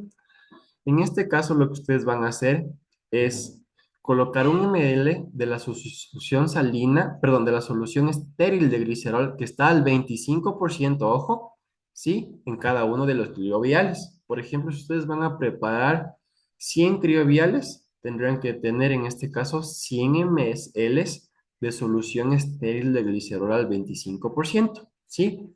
¿Cómo preparo la solución estéril de glicerol al 25%? Facilito, ¿sí? Si son 100 ml, yo tengo que tener 75, en este caso, ml de agua, ¿sí? Y a esos 75 ml de agua, completarle con 25 ml de glicerol. Yo ya tengo ahí mi solución de glicerol al 25%, mis 100 ml. Y ahí van haciendo el cálculo, ¿sí? Ustedes van a utilizar 100 ml, 200 ml, 300, 400, 500 ml, ¿sí? Tiene que ser al 25% porque después que nosotros recuperemos las esporas del hongo, vamos a colocar un ml más y vamos a reducir la concentración hasta 12,5%. ¿Sí? Después de que nosotros colocamos un ml en cada uno de los crioviales de mi solución de glicerol al 25%, vamos a colocar una cantidad necesaria que puede ser de 1 a 5 ml de la solución salina o el agua destilada que contiene el Twin 80 al 0,1% en la caja Petri que contiene mi hongo aislado. ¿Sí? Voy a raspar suavemente las esporas con un asa de Vygotsky estéril o puede ser incluso con una cuchara, ¿sí? Que esté esterilizada para coger la mayor cantidad, ¿sí? De esporas que estén presentes en el medio, ¿sí? Después de que yo hago ese raspado de esporas, voy a recoger nuevamente con una punta estéril, ¿sí? Y voy a volver a colocarlos en el tubito que contiene el agua destilada. Sí, es decir, yo preparé mi tubito, en este caso, por ejemplo, sigamos la dinámica. Si yo preparé 100 crioviales, preparé 100 ml de mi glicerol al 25% y por ende tengo que tener 100 ml más de mi solución salina con Twin 80 al 0,1%, ¿sí? Entonces, yo ya dispensé un ml del glicerol al 25% en cada uno de mis 100 crioviales. Se acabó, en este caso, el glicerol. Ahora tengo 100 ml de mi solución salina con Twin 80 al 0,1% que ya contienen las esporas, en este caso, del hongo que estoy buscando preservar. ¿Qué voy a hacer, no es cierto? Voy a agitar después el tubo o, en este caso, el frasco con movimientos, ¿sí? De 180 grados o si yo tengo vortex, puedo utilizar el vortex y agitarlo aproximadamente durante 20 segundos para homogenizar lo mayor posible la muestra que contiene las esporas. ¿Sí? ¿Qué voy a hacer? Esto ya vamos a ver después cómo se utiliza la cámara de Neubauer. Después nosotros tenemos que colocar 100 microlitros en la cámara de Neubauer, en la parte superior y en la parte inferior, y vamos a leer al microscopio. Ahí lo que vamos a buscar es que ese frasco que contiene los 100 ml con las esporas tenga una concentración entre 10 a la 8 y 10 a la 10 unidades formadoras de colonia, ¿sí? O UFP, en este caso. Ya vamos a ver cómo se hace este contaje, cómo se utiliza la cámara de Neubauer, pero la idea es que tenga una concentración entre 10 a la 8 y 10 a la 10. Ese es nuestro inóculo, ¿sí? Ese es nuestro inóculo que nosotros vamos a preservar, ¿ya? Si, por ejemplo, no llegara a la concentración de 10 a la 8 y 10 a la 10, yo tendría que usar, en este caso, otra cajita de la misma cepa, en este caso, por ejemplo, tricoderma, y volver a raspar esporas y volver a leer en la cámara de Neubauer para obtener la concentración de 10 a la 8 y entre 10 a la 10, ¿sí? Si yo ya tengo la concentración establecida, lo que voy ahora es dispensar un ml de ese inóculo en cada uno de los crioviales que ya tenían el 1 ml de glicerol al 25%. Entonces, ¿qué hice aquí? Estoy reduciendo la concentración del glicerol hasta el 12,5%. Y dirán, ¿por qué? Sí, si yo tengo concentraciones superiores al 30% de glicerol más o menos, cuando yo pase a la etapa de congelación, esa muestra o ese criovial no se va a congelar, ¿sí? Entonces la concentración de glicerol tiene que ir del 12 al 20% máximo para yo criopreservar mi cepa, en este caso del hongo, ¿sí? Concentraciones más altas, vamos a evitar que se congelen y no nos va a servir para criopreservar, ¿sí? Ahora, la preservación de bacterias es idéntica, es igualito, únicamente que en este caso no vamos a utilizar el Twin 80, ¿sí? Vamos a necesitar también puntas estériles de 1 ml, solución estéril de glicerol al 25% igual, los crioviales estériles, solución salina al 0,85%, o hay gente que utiliza medio de cultivo como caldo nutritivo, ¿sí? Para criopreservar, ¿ya? Turbidímetro, ¿sí? Tubos de escala McFarland, que también llevamos a ver cómo se prepara una escala McFarland, ¿sí? Asas bacteriológica, ¿sí? Esterilizador infrarrojo o mechero, ¿ya? El procedimiento es el mismo, ¿sí? El procedimiento de autoclavar el material, limpiar y desinfectar el área de trabajo, ¿sí? Cabina de bioseguridad o mechero si estoy trabajando sin cabina de bioseguridad, ¿sí? Colocarse el equipo de protección personal, 1 ml de la solución de estéril de glicerol en cada uno de los triviales que yo voy a preparar, ¿sí? Ahora, en este caso, nosotros vamos a hacer un poco diferente. Las bacterias generalmente se buscan desarrollarse en medio de cultivo a través de siembras por estrías, ¿ya? En donde nosotros vamos a ir reduciendo la concentración y vamos a ver cómo se hace, ¿sí? Y buscamos colonias aisladas de una cepa que yo he aislado previamente, ¿sí? Entonces lo que hacemos nosotros aquí es con una asa estéril, ¿sí? Tomamos una pequeña porción de una colonia aislada y colocamos el tubo, y lo colocamos en el tubo que contiene el agua destilada estéril. Vamos a hacer agitación, ¿sí? En vórtex o con movimientos de 180 grados con la mano. Y si disponemos en este caso de turbidímetro, vamos a leer hasta obtener una lectura de equivalente a 1 McFarland, ¿sí? A una lectura de 1, ¿sí? O si no tengo el turbidímetro y yo puedo preparar mi escala McFarland, voy a preparar mi escala McFarland 1. ¿Por qué 1? Ya vamos a ver, ¿sí? Porque igual vamos a diluir y vamos a quedarnos con McFarland 0,5, ¿sí? Entonces, después de que yo ya he hecho, no nos vamos a quedar mucho en esto de la escala McFarland porque ya vamos a ver cómo se prepara y qué es después, así que tranquilos. Sí, después de que yo preparo mi tubo con mi bacteria que tiene escala McFarland 1, lo que hago es dispensar ese 1 ml en cada uno de los quiroviales. Y he hecho dos cosas. Bajé la concentración del glicerol a 12,5% y bajé la concentración bacteriana, es decir, he bajado mi escala McFarland a 0,5% también. Ya vamos a ver qué es, a qué se refiere eso después igual, ¿sí?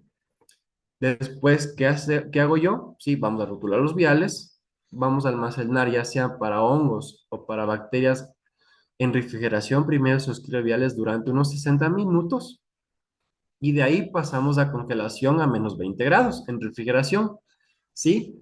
Hay otros métodos también, ¿sí? Que pueden ser en papel estéril, generalmente se utiliza para hongos, métodos que conservan también en suelo estéril, ¿sí? También con aceite de glicerol igual, pero lo que haces es en tubos inclinados, ¿sí? Para hongos se conserva en glicerol, es decir, le bajas la concentración de oxígeno colocando una capa de glicerol encima del tubo que ha crecido el hongo, ¿sí? Pero son varios métodos diferentes. El más sencillo para mí es conservación en glicerol, ¿sí?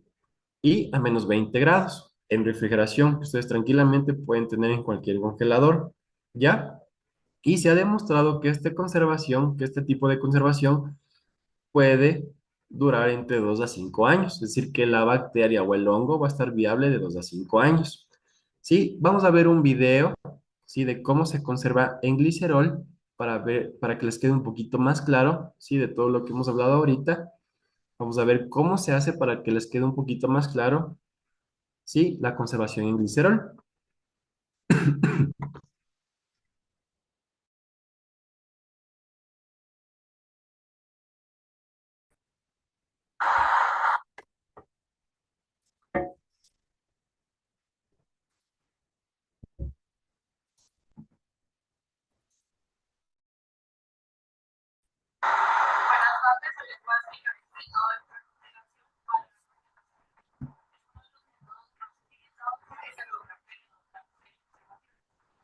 llevar a cabo este procedimiento, internamente debemos haber dado una colonia de cultivo y ahorita cultivamos de aislante positivo.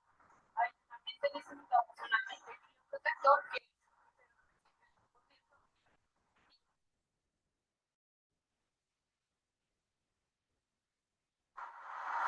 para empezar se agrega 0,5 mililitros de caldo nutritivo en un tubo de.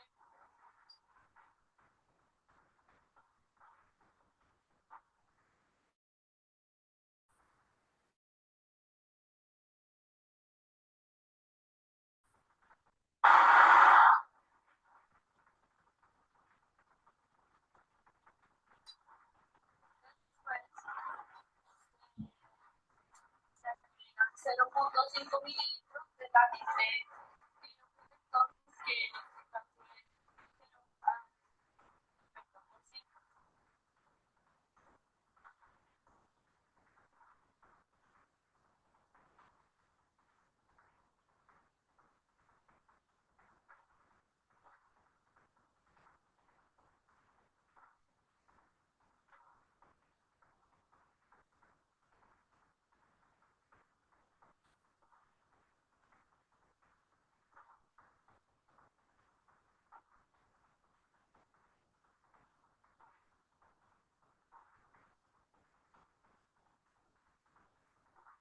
Finalmente, se agrega una gota de 0,2 mililitros de caldo nutritivo que después de este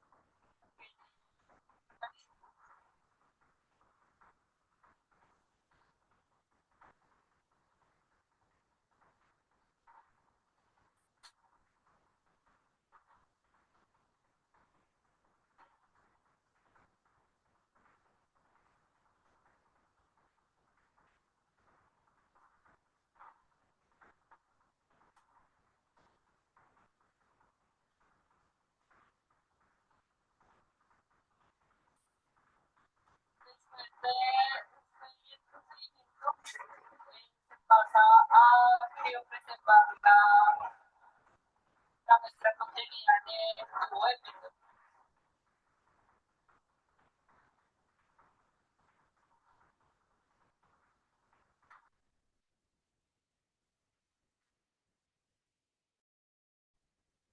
Bien, sí, como ustedes pudieron ver aquí, la persona en el video, sí, utiliza en este caso glicerol al 50% y como ustedes vieron igual, lo que hizo es bajar la concentración porque puso 0,5 ml del glicerol al 50%, caldo nutritivo 0,5% y el inóculo bacteriano en este caso que está en caldo nutritivo 0,1 ml. Entonces, va alineado a lo que yo les dije de que la concentración del glicerol para criopreservar tiene que ir de los 12,5 a los 20, sí, al 20%. ¿Ya? Tal vez tienen alguna duda hasta aquí o algo no quedó claro.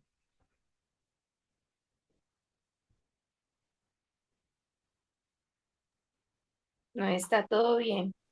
No, todo claro. Listo, gracias. Bien, continuamos. ¿Ya? Ahora, sí, quiero hablarles un poquito aquí de lo que es el banco de cepas. ¿Sí? Ustedes van a tener, por ejemplo, digamos que ustedes tienen una muestra de suelo. ¿Sí? De esa muestra de suelo ustedes pudieron aislar Bacillus thuringiensis o subtilis, ¿ya? O Bacillus, digamos Bacillus de CP, ¿sí?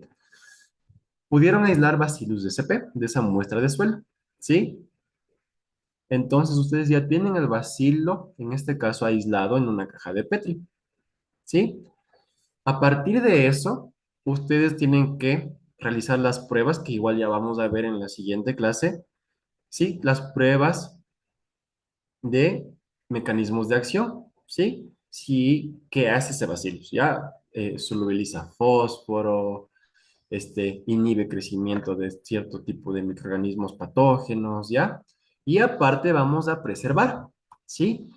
Pero a esa cepa original yo le voy a hacer, por ejemplo, voy a trabajar con 10 cajas, un pase, ¿sí? Esa cepa original que ya aislé, que ya sé que está aislada, que ya le caractericé, le hago un pase, 10 cajas. Todas esas 10 cajas me van a servir a mí para crear mi banco de cepas, ¿sí? En este caso yo voy a dividir de esta manera, ¿sí? Mi cepa madre, ¿sí? Que van a irse a congelación con glicerol al 20% o pueden ser liofilizadas. De preferencia sería que sean liofilizadas, pero no todos vamos a tener acceso a una liofilizadora o vamos a tener quien nos esté liofilizando, ¿sí? Podemos utilizar en este caso la conservación con glicerol, ¿sí? Esas cepas yo no las voy a tocar máximo una vez por año, ¿sí? Exagerando. De ahí yo tengo mis cepas de reserva, que a esas sí les voy a tocar una vez al mes más o menos, ¿sí? Y mis cepas de trabajo, que ya van a corresponder a las cepas que están o en caldo de cultivo o en caja de Petri, ¿ya? Pero aquí hay un problema, ¿no es cierto? Como ustedes vieron, nosotros ponemos o conservamos alrededor de 1 ml, 2 ml, ¿sí? De la cepa bacteriana, en un tubito Eppendorf o en un criovial, ¿ya? Entonces, cada vez que yo tenga que sacar mi cepa, ¿sí? Para hacer una cepa de trabajo, ¿sí? Cada vez que tenga que sacar mi cepa de reserva para hacer una cepa de trabajo, es decir, con la cepa que voy a trabajar a lo largo del mes, tengo que yo descongelar, ¿no es cierto? Entonces estoy en un proceso de congelar, descongelar, congelar, descongelar. Cada congelación y cada descongelación va a ir matando, ¿sí? O va a ir destruyendo las células de, en este caso, de mi bacilo. ¿Sí? Entonces, hay unas crioviales que te venden, como el estela de la imagen, que tienen estas perlitas, ¿sí? Que van justamente para evitar esto de congelar y descongelar, ¿sí? Entonces, lo que ustedes hacen es, por ejemplo, cepa madre, cepa de reserva, mi banco de cepa de reservas, por ejemplo, el banco de cepa madre pueden ser unos 100 viales, ¿sí? Mi banco de cepas de reserva, otros 100 viales, y mis cepas de trabajo son las cepas con las que yo trabajo día a día, es decir, que están en caja de Petri, ¿sí? O están en medio de cultivo, ¿ya? Entonces, quiero que aprendan a diferenciar cepa madre, cepa de reserva y cepa de trabajo, ¿sí? ¿Por qué hacemos esto?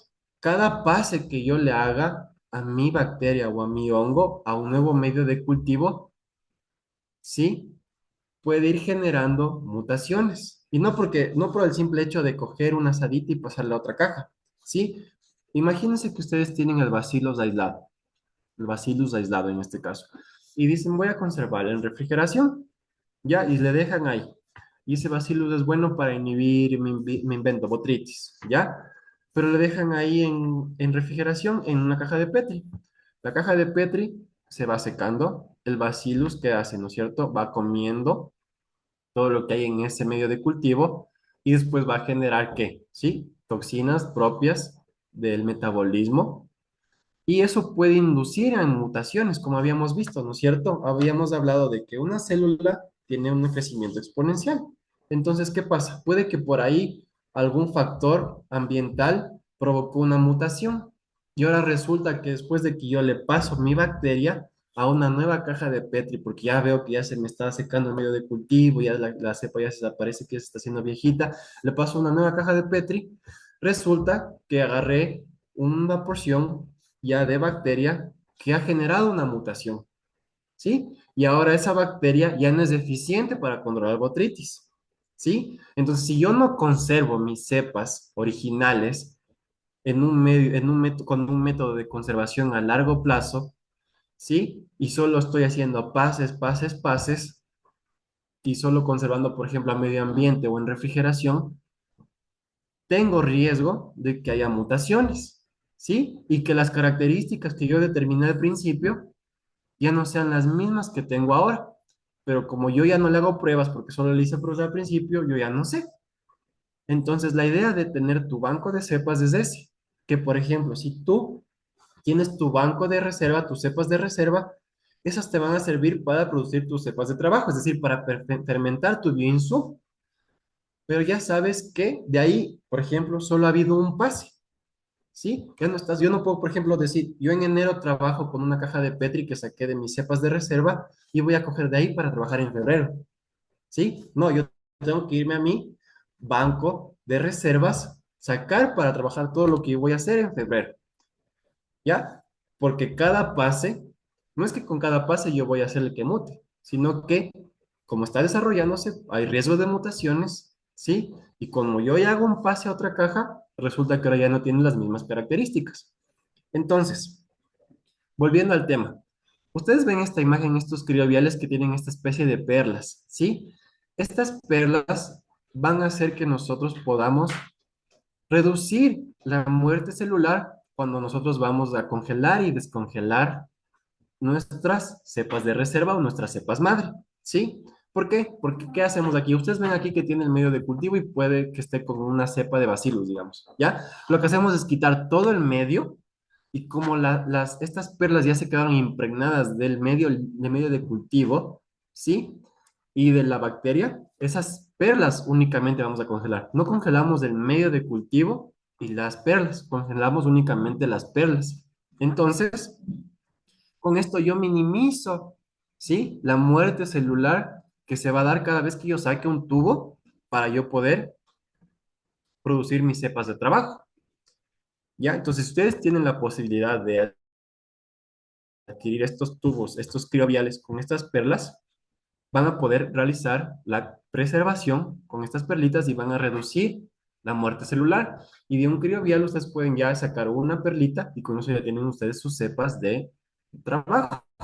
Sí, vamos a ver un video para que ustedes me entiendan un poquito mejor, justamente de estas pruebas que me parece súper práctico, ¿sí? Para manejar un banco de cepas.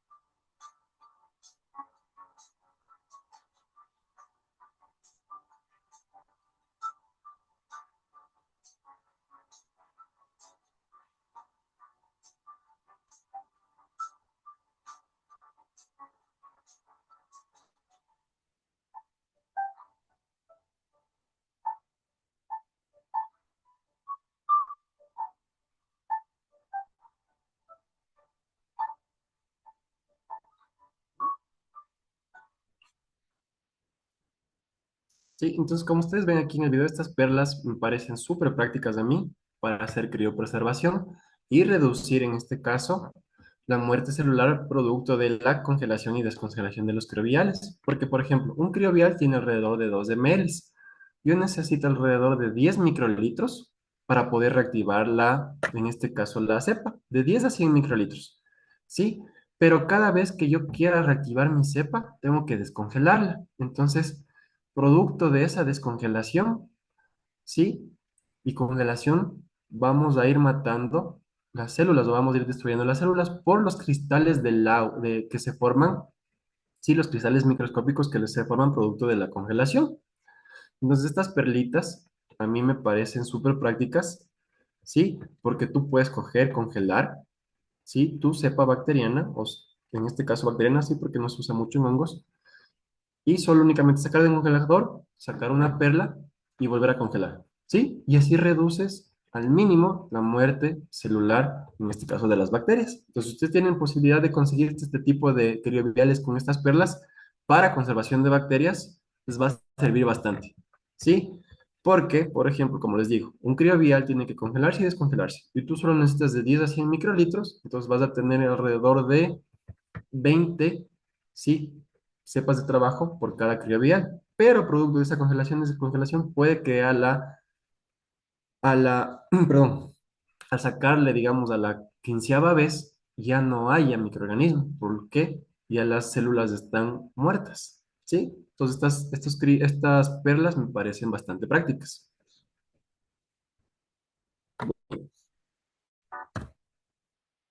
Sigamos. Ahora, ¿sí? Vamos a entrar un poquito a lo que es la identificación, en este caso, morfológica de bacterias, ¿sí? Tenemos, en este caso, bacterias gram positivas y gram negativas. Entonces, va de nuevo. Supongamos que ustedes tienen aislado un supuesto bacillus. En este caso, ustedes tienen que hacer identificación, ¿sí? La más sencillo y más caro podría ser mandar a hacer secuenciación molecular, pero si no disponemos, en este caso, de esa facilidad de hacer identificación molecular, tenemos que hacer pruebas bioquímicas y en este caso también tinciones. En general, ¿sí? Vamos a hacer lo que se conoce como tinción Gram, ¿ya? ¿Qué hace la tinción Gram en este caso? ¿Sí? Las bacterias no habíamos visto, ¿no es cierto?, nosotros que tienen, ¿no es cierto?, una pared celular. Entonces, esta tinción Gram lo que nos va a permitir a nosotros es diferenciar bacterias gram positivas o gram negativas de acuerdo al contenido de péptido glicano de cada una de ellas, ¿sí? Por ejemplo, como ustedes pueden ver en la imagen, las bacterias gram positivas, ya vamos a ver por qué se les conoce como gram positivas, tienen una estructura de péptido glicano mucho más grande que las gram negativas, ¿sí? La gram negativa que se encuentra al lado izquierdo tiene una estructura de péptido glicano en su pared, ¿sí? En su membrana, bastante pequeña, ¿sí? Entonces, esto es lo que define a una bacteria, si es una bacteria gram positiva o gram negativa, ¿ya? ¿Cómo vamos a poder diferenciar nosotros de eso o cómo vamos a ver nosotros de eso? Utilizando la tinción Gram, ¿sí? En este caso, la tinción Gram es una de las tinciones básicas en microbiología, ¿sí? Nosotros vamos a utilizar cuatro reactivos, ¿sí? Cristal violeta, yodo Gram o Lugol también le conocen, alcohol etílico o alcohol cetona, ¿sí? Y safranina. Entonces, ¿qué va a pasar aquí? ¿Sí? El orden es el siguiente: cristal violeta, yodogram, alcohol, cetona y safranina. ¿Ya? Cada uno va a ir colocado alrededor de 60 segundos en un frotis que vamos a hacer nosotros. Por ejemplo, nosotros tenemos una bacteria ya aislada. ¿Sí? ¿Qué hacemos? Coloquemos un portaobjetos, colocamos una gotita de agua y una pequeña asadita de una colonia aislada. Vamos a extenderle con esa gota de agua en en este caso, portaobjetos. Vamos a dejar que se seque y vamos a fijarla en un mechero. Después de eso, vamos a agregar nosotros el cristal violeta, 60 segundos. Y todas las bacterias, ya sean gram positivas o gram negativas, van a teñirse de morado. ¿Sí? Toditas. Después lavamos con agua, ¿sí? Y vamos a agregar lo que es el yodogram o el Lugol. En este caso igual 60 segundos. ¿Qué va a hacer esto? ¿Sí? La combinación del cristal violeta, el yodogram y la pared, ¿sí? De péptido glicano gruesa en las bacterias gram positivas va a formar un complejo, ¿sí? Que cuando utilicemos en este caso el alcohol cetona, no se va a ir, pero en las gram negativas, este complejo formado por el cristal violeta, el Lugol y, perdón, el péptido glicano, se va a lavar, ¿sí? Porque el péptido glicano contenido en la pared de las bacterias gram negativas es muy pequeño y ese complejo que se forma no es tan fuerte. Entonces, las bacterias gram positivas se van a quedar teñidas de morado y las bacterias, en este caso gram negativas, se van a desteñir cuando utilicemos el alcohol cetona, ¿sí? Después, ¿cómo vamos a teñir en este caso las bacterias gram negativas que ya se quedaron sin teñir? Con la safranina, ¿sí? Y es así que nosotros en el frotis, en el microscopio, vamos a poder diferenciar gram positivas que van a tener una coloración violeta, ¿sí? Morada, y gram positivas que van a tener una coloración morada, ¿sí? Y gram negativas que van a tener una coloración violeta, ¿ya? Ese es el primer paso para poder diferenciar en este caso o para poder ir haciendo la identificación bacteriana, ¿sí? Por ejemplo, bacterias que son gram positivas, Bacillus, Lactobacillus, ¿sí? Bacterias que son gram negativas, ¿sí? Rhizobium, ¿sí? Azospirillum, ¿ya? Entonces, por ejemplo, si yo en un medio de cultivo, vamos a volver al tema de fijadoras de nitrógeno, ¿sí? Que me permita aislar fijadoras de nitrógeno, ¿sí? Tengo colonias aisladas, hago un gram y veo una gram positiva, yo ya puedo ir intuyendo que no se trata de alguna bacteria fijadora de nitrógeno, ¿sí? Porque las fijadoras de nitrógeno son gram negativas, ¿sí? Entonces, y por ejemplo, si yo ya veo, en este caso, una bacteria que tiene un crecimiento tipo estrella, ¿sí? En el medio de cultivo que corresponde a un crecimiento característico de Bacillus, hago tinción gram y veo que son Bacillus gram positivos, ya estoy ya acercándome más a la definición de que esa colonia que tiene esa característica de crecimiento estrellado y que es gram positiva, es una bacteria del género Bacillus. ¿Ya? Por ejemplo, tenemos aquí una tinción gram, ¿sí? Una microscopía de una bacteria del género Lactobacillus, vista a 100x, ¿sí? Como les dije, en este caso Lactobacillus, gram positivo, ¿sí? Bacterias de forma bacilar de color morado. Y gram negativos, en este caso Azotobacter, ¿sí? Si vemos la diferencia, gram positivas moradas, gram negativas, en este caso violetas, ¿sí? Las dos tienen forma bacilar, pero la una es gram positiva y la otra es gram negativa. Y esa es una de las principales, ¿sí? Pruebas que nosotros podemos hacer para ir definiendo qué bacteria hemos aislado. ¿Sí? Perdón. Ahora, ¿sí? En cuanto a la identificación morfológica de hongos, igual ya vamos a ver. Sí, es un poquito más sencillo y a la vez difícil. ¿Por qué? Porque lo que nosotros vamos a ver o lo que queremos ver son las estructuras asexuales del hongo, ¿sí? Entonces, esas estructuras asexuales me van a permitir a mí identificar el tipo de hongo que yo tengo, ¿sí? También, ¿qué quiero ver yo en el hongo? ¿Sí? El micelio, ¿no es cierto?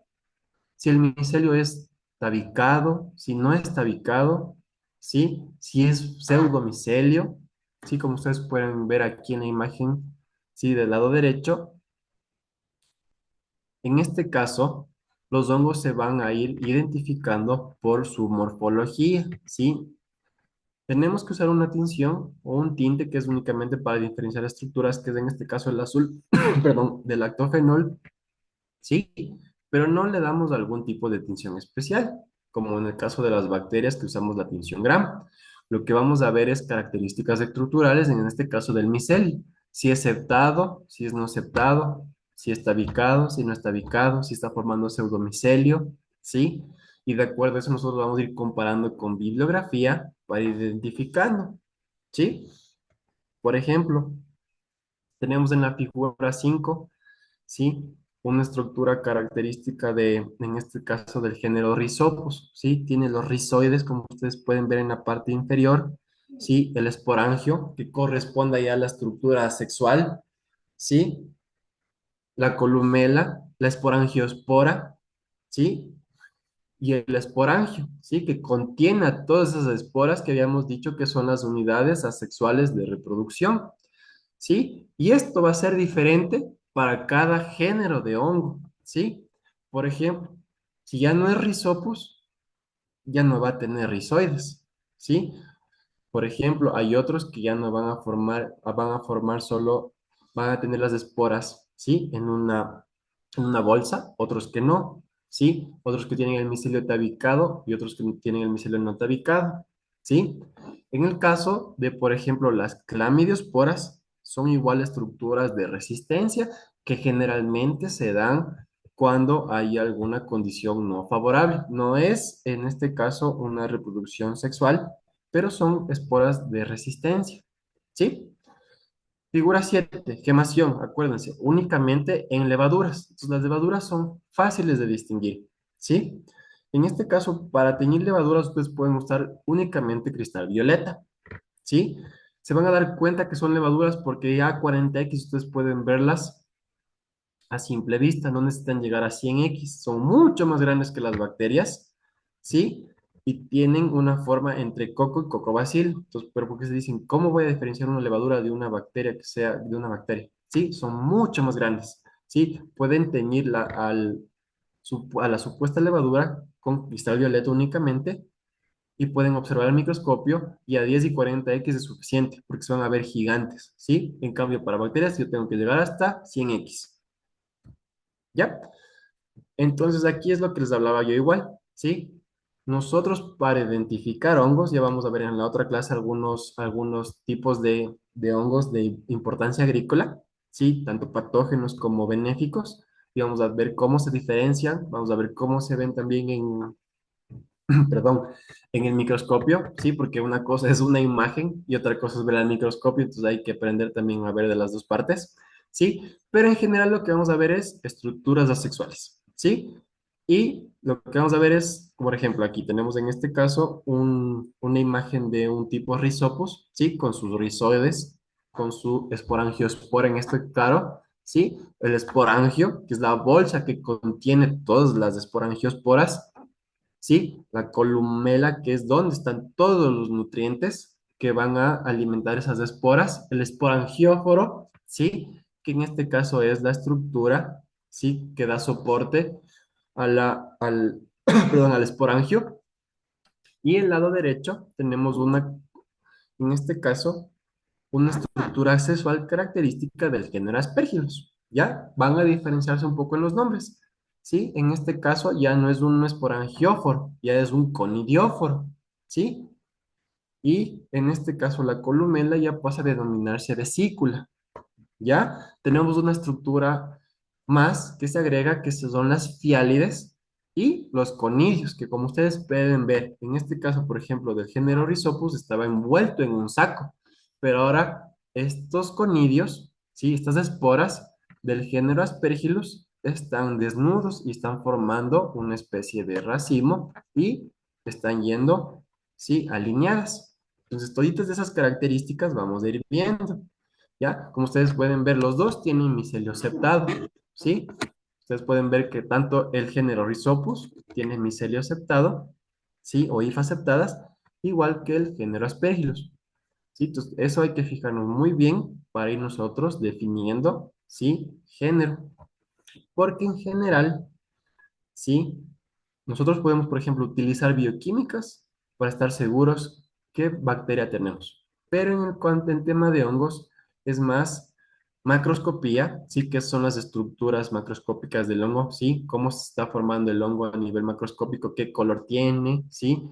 Si es algodonoso, si es polvoriento, ¿sí? Que es bien caja Petri. Y las estructuras microscópicas asexuales. Con esos dos datos nosotros vamos a poder, en este caso, diferenciar, ¿sí? Géneros solamente de hongos, ¿sí? Porque es difícil llegar a un género y especie únicamente con macroscopía y microscopía, ¿ya? Ahora, ¿se acuerdan que habíamos hablado de escala McFarland? ¿Sí?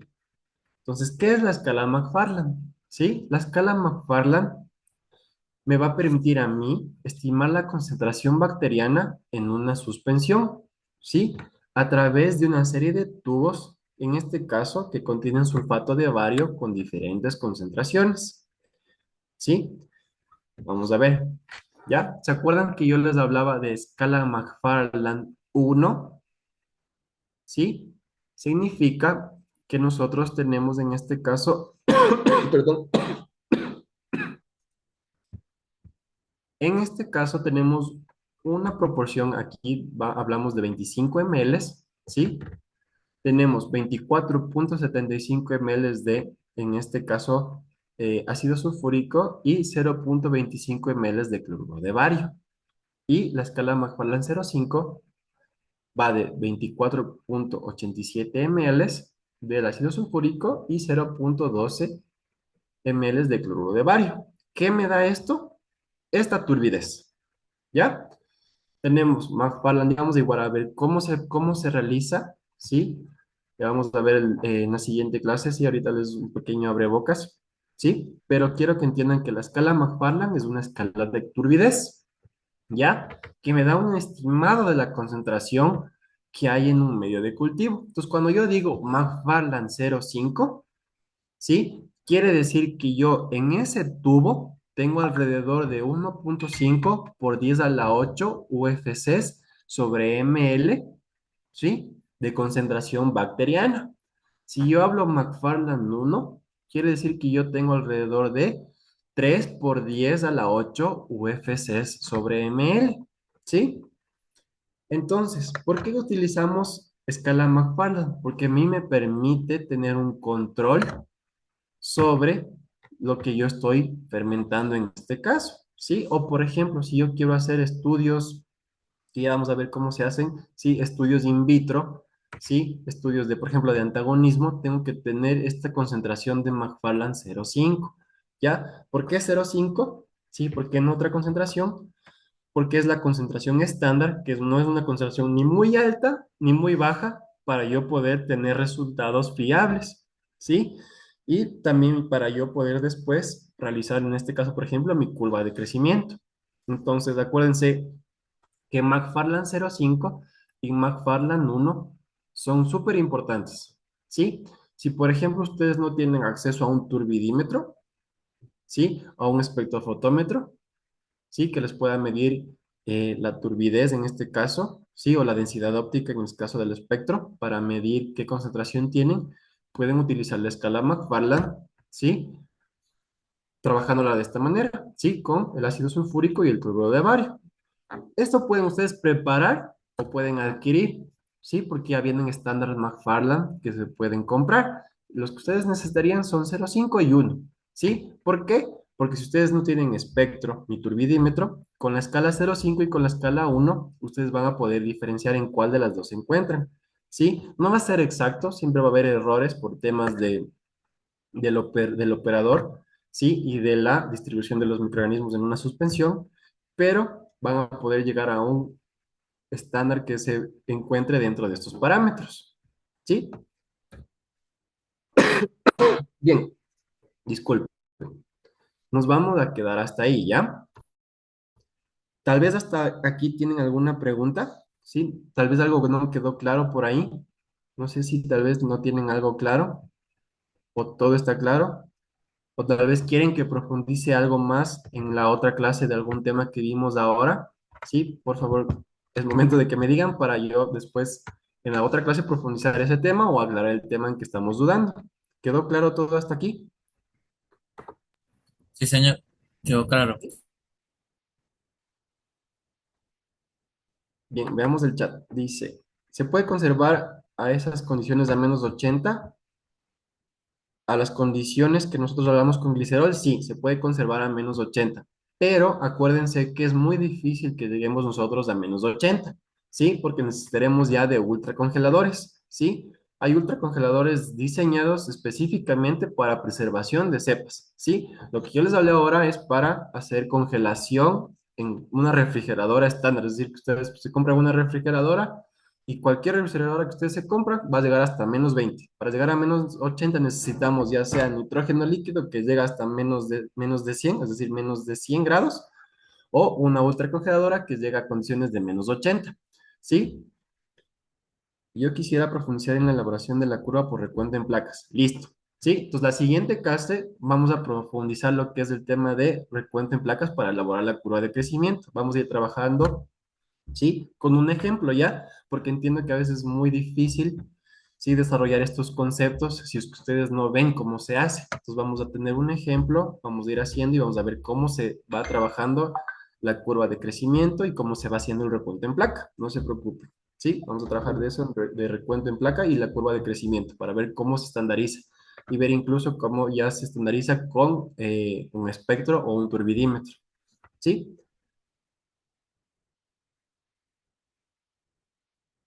Bien, eso creo que sería todo. Entonces, recuento en placa, curva de crecimiento, vamos a pronunciar la siguiente clase. Igual, si ustedes tienen alguna duda o si les sale alguna duda de estos temas para la siguiente clase, ¿sí? Anótense y conversamos, ¿ya? Porque la siguiente clase vamos a ver lo que es temas de ya de bioensayos, ¿sí? Vamos a profundizar en los temas que hoy no han quedado un poquito claros. Vamos a ver cómo se hace microscopía y como les dije, vamos a profundizar un poquito más en el tema de reconocimiento de microorganismos de importancia agrícola y ciertos patógenos también de importancia agrícola, para que ustedes vean y puedan diferenciarlos ya a nivel de, en este caso, laboratorio, ¿sí?